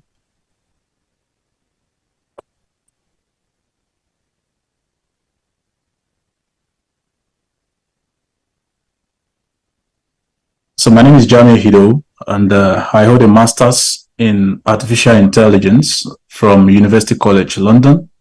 I am the co-founder of Sahel AI, and what we are doing at Sahel AI is to build localized artificial intelligence that is tailored to the specific needs of African organizations. And then within the next few minutes, I'm going to talk to you about AI in Africa and also discuss briefly about my master's research, which I did on debiasing algorithms used for students for monitoring student progress. So a few weeks ago, we asked people from Africa that what are their main concerns surrounding the adoption of artificial intelligence. And the primary concern that people have about AI adoption in Africa is job displacement. And for me, I think that that clearly shows that we still have some sort of misconception about artificial intelligence, because the reality of human evolution is that whenever you have a disruptive technology, you are going to have a corresponding displacement in jobs. So the fear about job displacement, I think, is not something we should be so worried about. When Henry Ford introduced the assembly lines to factories, people lost their jobs, new jobs were created, and the world became more prosperous. The same thing happened during the advent of the internet. So the reality of human evolution is that whenever you have a disruptive technology, you're going to have a corresponding displacement in jobs. And this is where organizations, universities, governments need to come in and upskill workforce so that people can leverage the power of artificial intelligence to improve productivity. And in the end, that is what AI will do for most jobs. Artificial intelligence will be a co-pilot rather than replacing human beings drastically. So what do I think is the major issue? The major issue with AI is the potential to amplify the bias in the society. There is a recent research that said there is no computation without representation. Artificial intelligence can, if not, built well, can amplify societal bias in terms of gender bias, in terms of bias against people with disability, against people with low socioeconomic status, against the ethnic minority. So how do we ensure that we do not amplify this bias? Many times AI researchers focus more on maybe the data set. They try to see if they can balance the data set and ensure that the data set is not skewed against any group, or they focus on the process of building their models. But I see one major challenge that nobody is talking about, which is more or less a fundamental issue, is the representation of people in the computing field itself. And this is where this research is coming about. There is no competition without representation. If you look at our presentation here today, you will realize that there is only one female and all of us are male. And I think, that clearly shows a great gap. If we are going to be building models that will be used by both women and men alike, then there is a need to have due representation of the gender groups. Women must also participate in building these models. So this is the critical issue that I think we should address. And, our constitutions across African countries, provided we have laws that protect vulnerable groups, laws that protect people with disability, that protect women, that protect everyone. So how do we then build algorithms that will amplify discrimination when there are actually laws that protect, people? There is, in Ghana, Article 17 talks about protection against discrimination. Same thing in Kenya, Article 27. Same thing in Nigeria, Chapter 4 of the Constitution. So the goal of us building algorithms is to ensure that we do not, build algorithms that will impact people negatively, the same people that have already been protected by the Constitution. A few years ago in the United Kingdom, they used algorithm to generate students' A-level scores because that year they were unable to organize A-level exams due to COVID-19 pandemic. So they just got an algorithm to just assign scores to students based on different factors. And then a lot of students came out to protest against this algorithm, against the results generated by the algorithm. Because why? They said the algorithm is giving higher marks to students from expensive schools, students from, schools in high-cost neighborhood. So that is a clear demonstration of how AI systems can actually amplify societal bias. In my master's research, I tried to then debias algorithms used for monitoring student progress. So the theme of this program today is AI in higher education. Now, universities want to know whether a student will graduate or not. Right from the beginning, the student has just entered the university and you want to know, okay, will this student graduate or not? If you know early enough whether this student will graduate, you can then provide support and intervention to support the student to make sure that, okay, since the algorithm is saying this person will not graduate, let's see how we can help them so that we can support them, and then the algorithm can change its prediction for this particular student. So what I did was, first experiment was to examine the fairness of this algorithm. But in doing that, I want to understand the fairness of the data set itself, the data sources. So there are three major sources of data. The assessment data, which has to do with the scores that the student has already recorded. Maybe the student has just entered the university. What are the exams he has already done? What are the scores from that exam? And then also see the engagement data. So you have a module page where the students, watch tutorial videos, they access learning material. So what is the level of engagement that this student has with learning data, module engagement data, a learning module? And then there is the institutional data, which sort of deals with the, institutional data sets that the school itself has on the student in terms of their high school GPA before they enter the university, the gender of the students, the number of modules they are taking, the total credits and all of that. That's the institutional data. And then I sort of use each of this data to predict the final grade, to predict whether this student will pass the course or not. And I realized that institutional data is the most biased. And this makes a lot of sense because you should not be predicting whether someone will graduate from the university using their gender or using the score they had during their high school. Engagement data has minimal bias, not as much as institutional data. Also makes sense because this has to do with, okay, whether this student is actually studying, is actually watching tutorial videos on the university module portal or something. And then assessment data as the least biased also makes a lot of sense because assessment data deals directly with the current performance of the students in the university itself. So there is a dilemma that universities will face when they try to adopt an algorithm to monitor student progress, to predict whether a student will graduate from the university or not. The dilemma is the fact that you want to get this prediction early enough so that you can quickly make your intervention.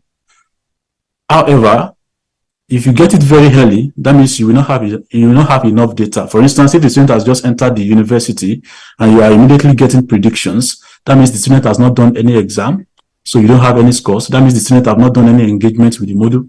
You don't have any of that engagement data. What you have is just institutional data. That means you have a very poor performance in terms of the accuracy of the prediction.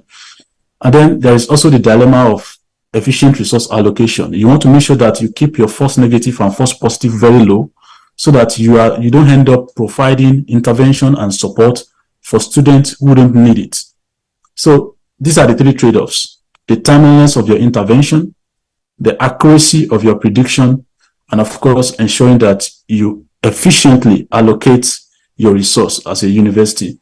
So I developed what I call the optimal time index to balance these three trade-offs. And I realized that for a typical course that has a duration of 255 days, it is at day 60 that you'll be able to, get the optimal, time, is the optimal time to make prediction, balancing all these three trade-offs. And then at day 60, you can say, okay, let's generate a student report and see which student will graduate or not. So, like I said at the beginning, AI systems have the potential to, amplify bias. And then I try to mitigate some of this bias in the model, use data strategies in terms of putting, making sure. Can I also summarize? Yeah, thank you. Go ahead. Yeah, I'll quickly do that. So, and then in terms of making sure that the data is balanced and is not biased, skewed against any group, also try to see if we can penalize the model. So if a model is using gender to make prediction, penalize it so that you don't encourage bad habits, the model exhibiting bad habits.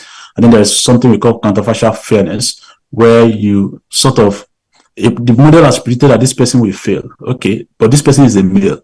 How about you change from male to female? That's the only thing you are changing from the data. You change that person from male to female. Will the model still predict the same thing? That's counterfactual fairness, and try to I did all of this and generate student progress card.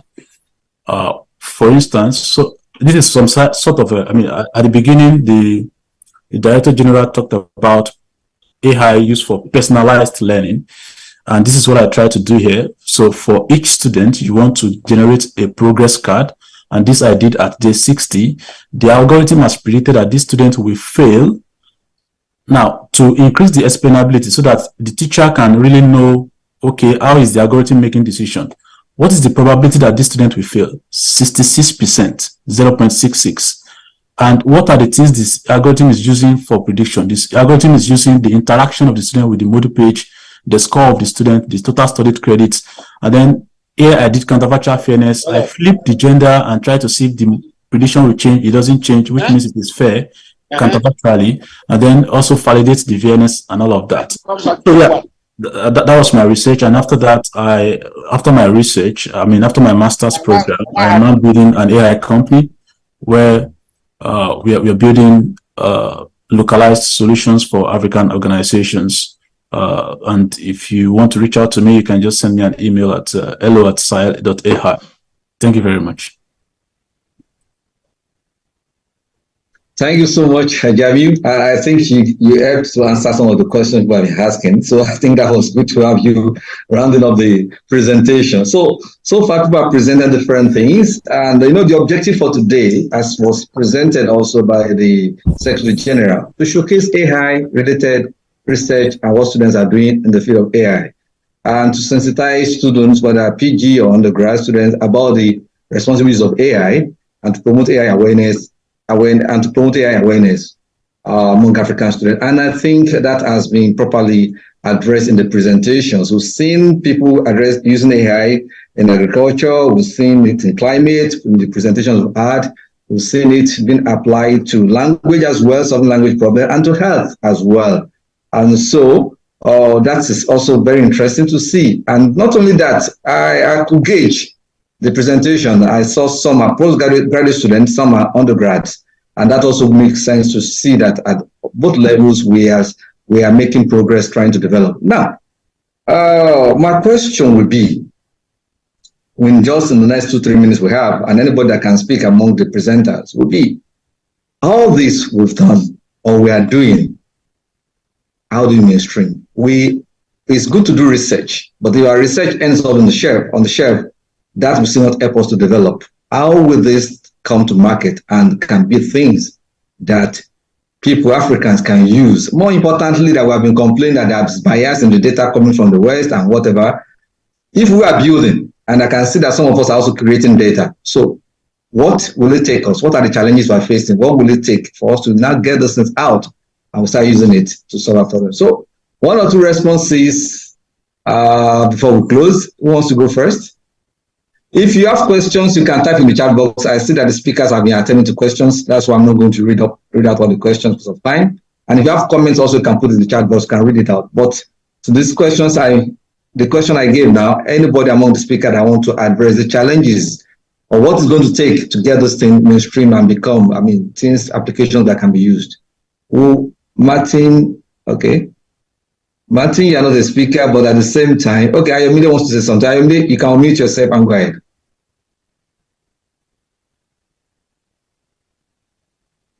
Okay, thank you, Prof. I'm Professor Martin Jumoch, and I'm the Prof is talking Deputy Vice Chancellor for University in Mozambique, UNICED. Welcome, Prof. All right. First, I would like to congratulate the students for the excellent job they are all doing. And as we all know, AI is no longer in the sphere of the academia.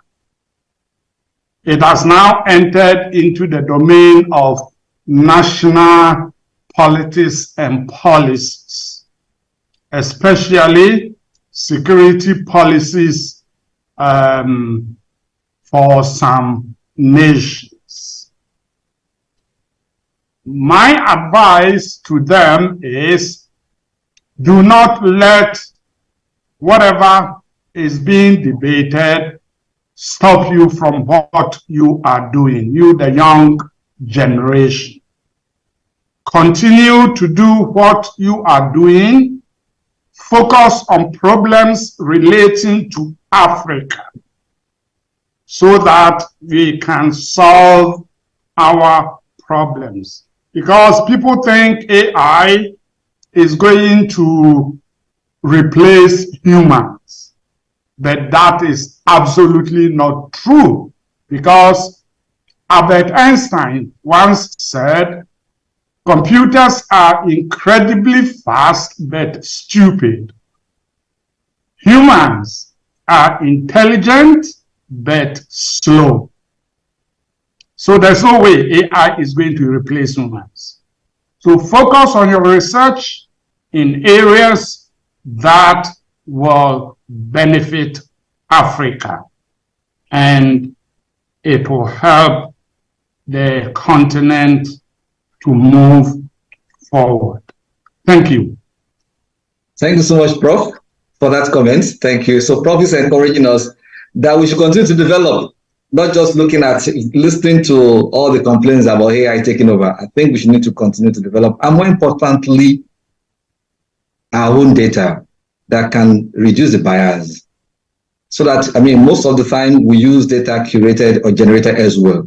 And I think it's high time, maybe through the leadership of AAU, that we need to begin to push our government as well to invest in data set curation generation. Most of the even funding that comes around for data set generation, they come from outside the country.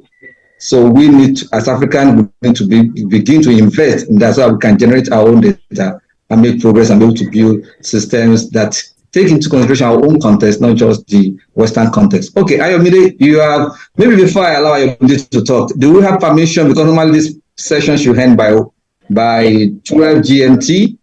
Can we extend by 10 minutes? Do you have that permission? Madam MC, do you give us permission, or should we just end another 1 2 minutes? You've got 10 minutes, so let's end in 10 minutes, please. Thank you. So you've given us permission? I didn't get that very well. Yes. Oh, okay. Thank you so much. Thank you so much. So Ayomide, you have the floor. You can just make a contribution. Thank you so much, everyone. Thank you for the opportunity. So from my end, I believe that schools, higher institutions are closer to the government than individuals, and students have like a lot of innovative ideas, but the major thing is support. And I believe that if higher institutions can have like a lot of hubs, and I know that for example now in Unilag we have society like Google Developers Students Club, we have DSN, Data Science Nigeria, and we have a lot of private organization. But if we can have like government organization whereby this organization connects students even to investors, because investors trust those organizations, those ideas are closely or they are connected to government. If I'm an investor now, I'll probably buy into the idea of someone that is with the government and someone that is just coming as an individual. So if you can have such organization or such let's say an hub in university, to be very, very okay, because for me as an example, like I have teammates and classmates or classmates that have a lot of ideas, beautiful ideas. We build something, but then we can't sell it out because of probably searching for investors, searching for a fund is okay. Nice. I think I can get you platforms that can allow university researchers, maybe students, maybe lecturers to be able to showcase what they are doing and get support so that they can kind of take it further. Okay, that's fine. And I believe the secretary has also taken notes, and we'll begin to see the intervention. Okay, I'm seeing 2 hands raised. Obafemi Kenshiro, can you make it just a minute? Your intervention a minute. Obafemi Kenshiro, please.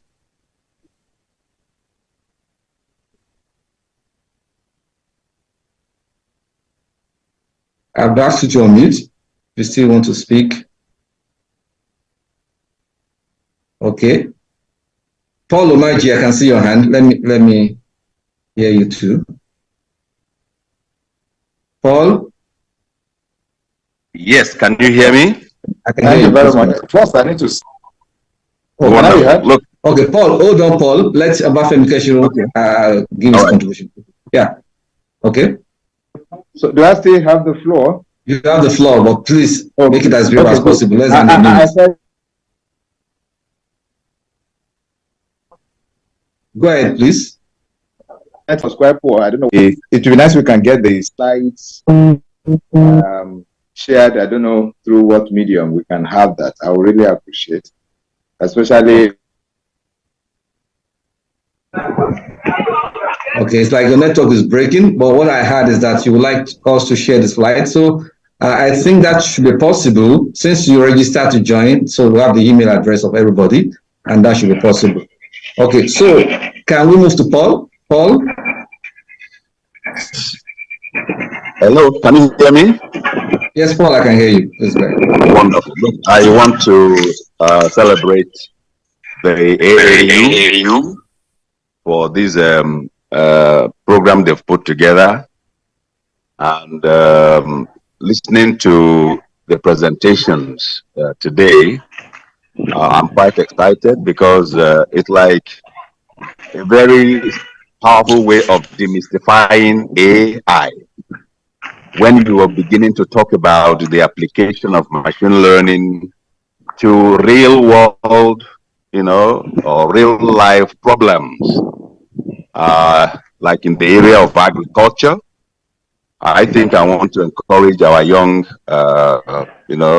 intellectuals to pursue these areas of using AI to bring about solutions to the issues that confront Africa as a continent.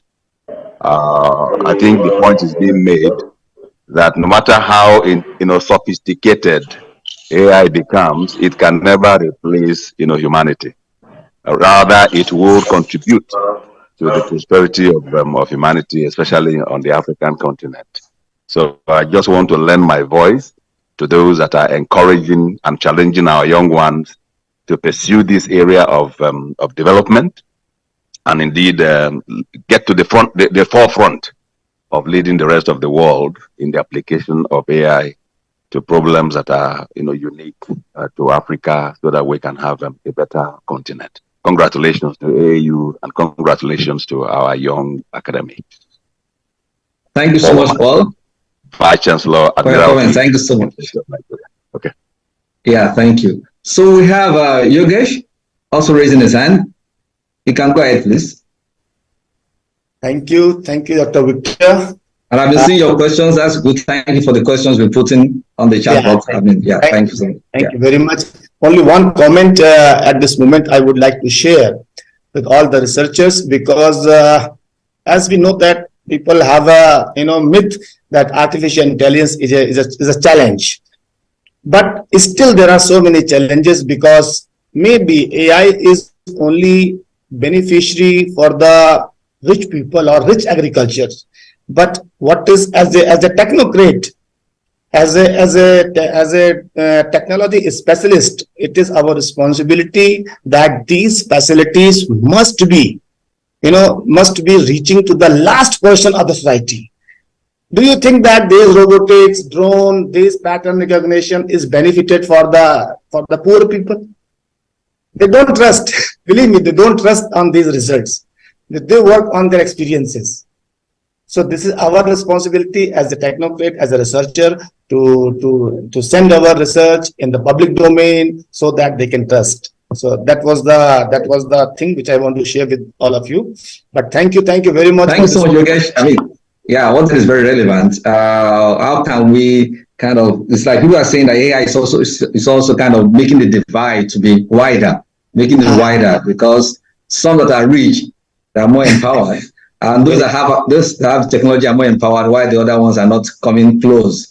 And there's like, yeah, so I understand that. So how do we, if somebody does not have a smartphone, it does not even have internet, how can it benefit from AI? And the majority of the people, the agriculturists, that's the category we fall into. So I understand that question. Of course, this 2-hour session is not enough to really kind of handle this, this important area of AI and the aspect of responsibility, being a responsible AI, or talking about the bias and talking about how to kind of minimize this divide. The time we have is not enough. I believe that AAU is saying this, and maybe have subsequent sessions in the nearest future where we can also talk more about all this and see an agenda, an African-wide agenda that can help us to kind of grow our mainstream this. So before we leave, I would like to see if you have any question from the audience, the physical audience in Ghana. Is there anybody else to ask question from the audience?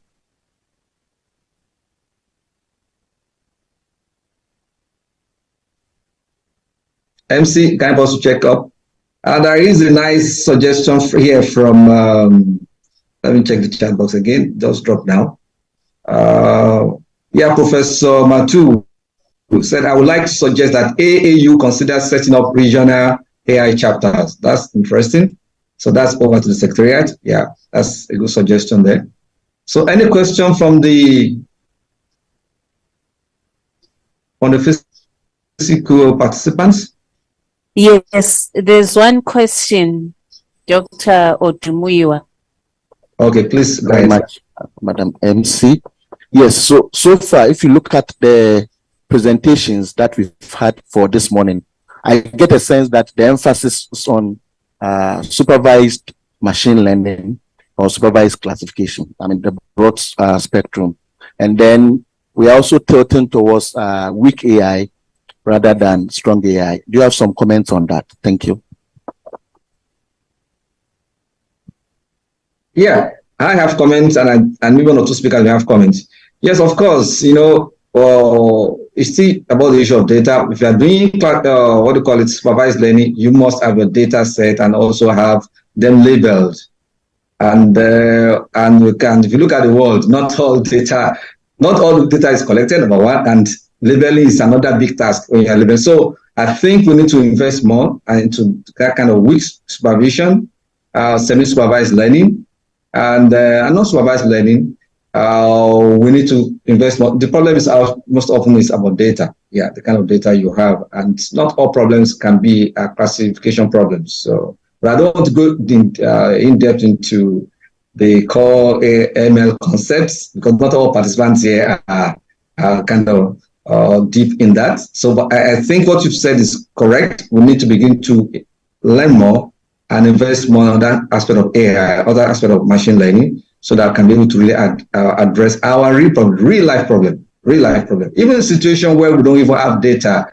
And that's one of the things that the large language model is bringing on board, the like of OpenAI large language model or the Facebook, where you can bring a problem. They have pre-trained their models, and you can actually fine-tune your own little data you have and can still be able to use technology. I can bring a problem even without seeing your problem before. Generative AIs can still be able to kind of bring in some things that can be helpful, even though at times they may be generating errors or wrong things. So, but I think these are things we need. In fact, I think we need to even do more in generative AI in Africa so that we can be able to take advantage of this. But yeah, so we have less than 1 or 2 minutes more. So I wouldn't know if there's still any question or comment as we conclude. No, I think we are done. Oh, that's very good. And I can see. So because we are 12:15. Okay. So I think we've overstayed. Yeah, that's disappointing. Yeah. So I wanted to thank you, Dr. Victor Odumuyiwa, for that excellent moderation. Thank you. And we also thank each of the teams of the students from Kwame Nkrumah University of Science and Technology, University of Lagos, Strathmore University, Gashberger in Senegal. And also we thank Mr. Ido Jamiu for his excellent presentation. Most importantly, we thank our online guests, because I think we had about 220 people connected online. Thank you very much. Here in Accra, we recognize the delegation from All Africa Students Union. We recognize Professor Stanley Ogun from Nigeria, who came in person. We recognize students from Knutsford University College and also students from UPSA, students and faculty from Academic City University College. So thank you very much. Last but not least, we would like to remind you that tomorrow we have another event. We are featuring a forum for African Vice Chancellors.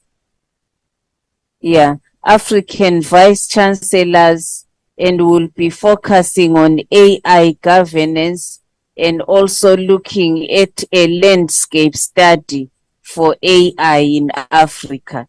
This event will start at 12 noon GMT, not at the same time as today. It will start slightly later. But here in Accra, we are also hosting registrars from African universities. There's a professional development activity that will go on from tomorrow up to Wednesday. So thank you very much. Please keep on joining. There's a lot of exciting conversations on AI this week. Thank you very much. See you tomorrow.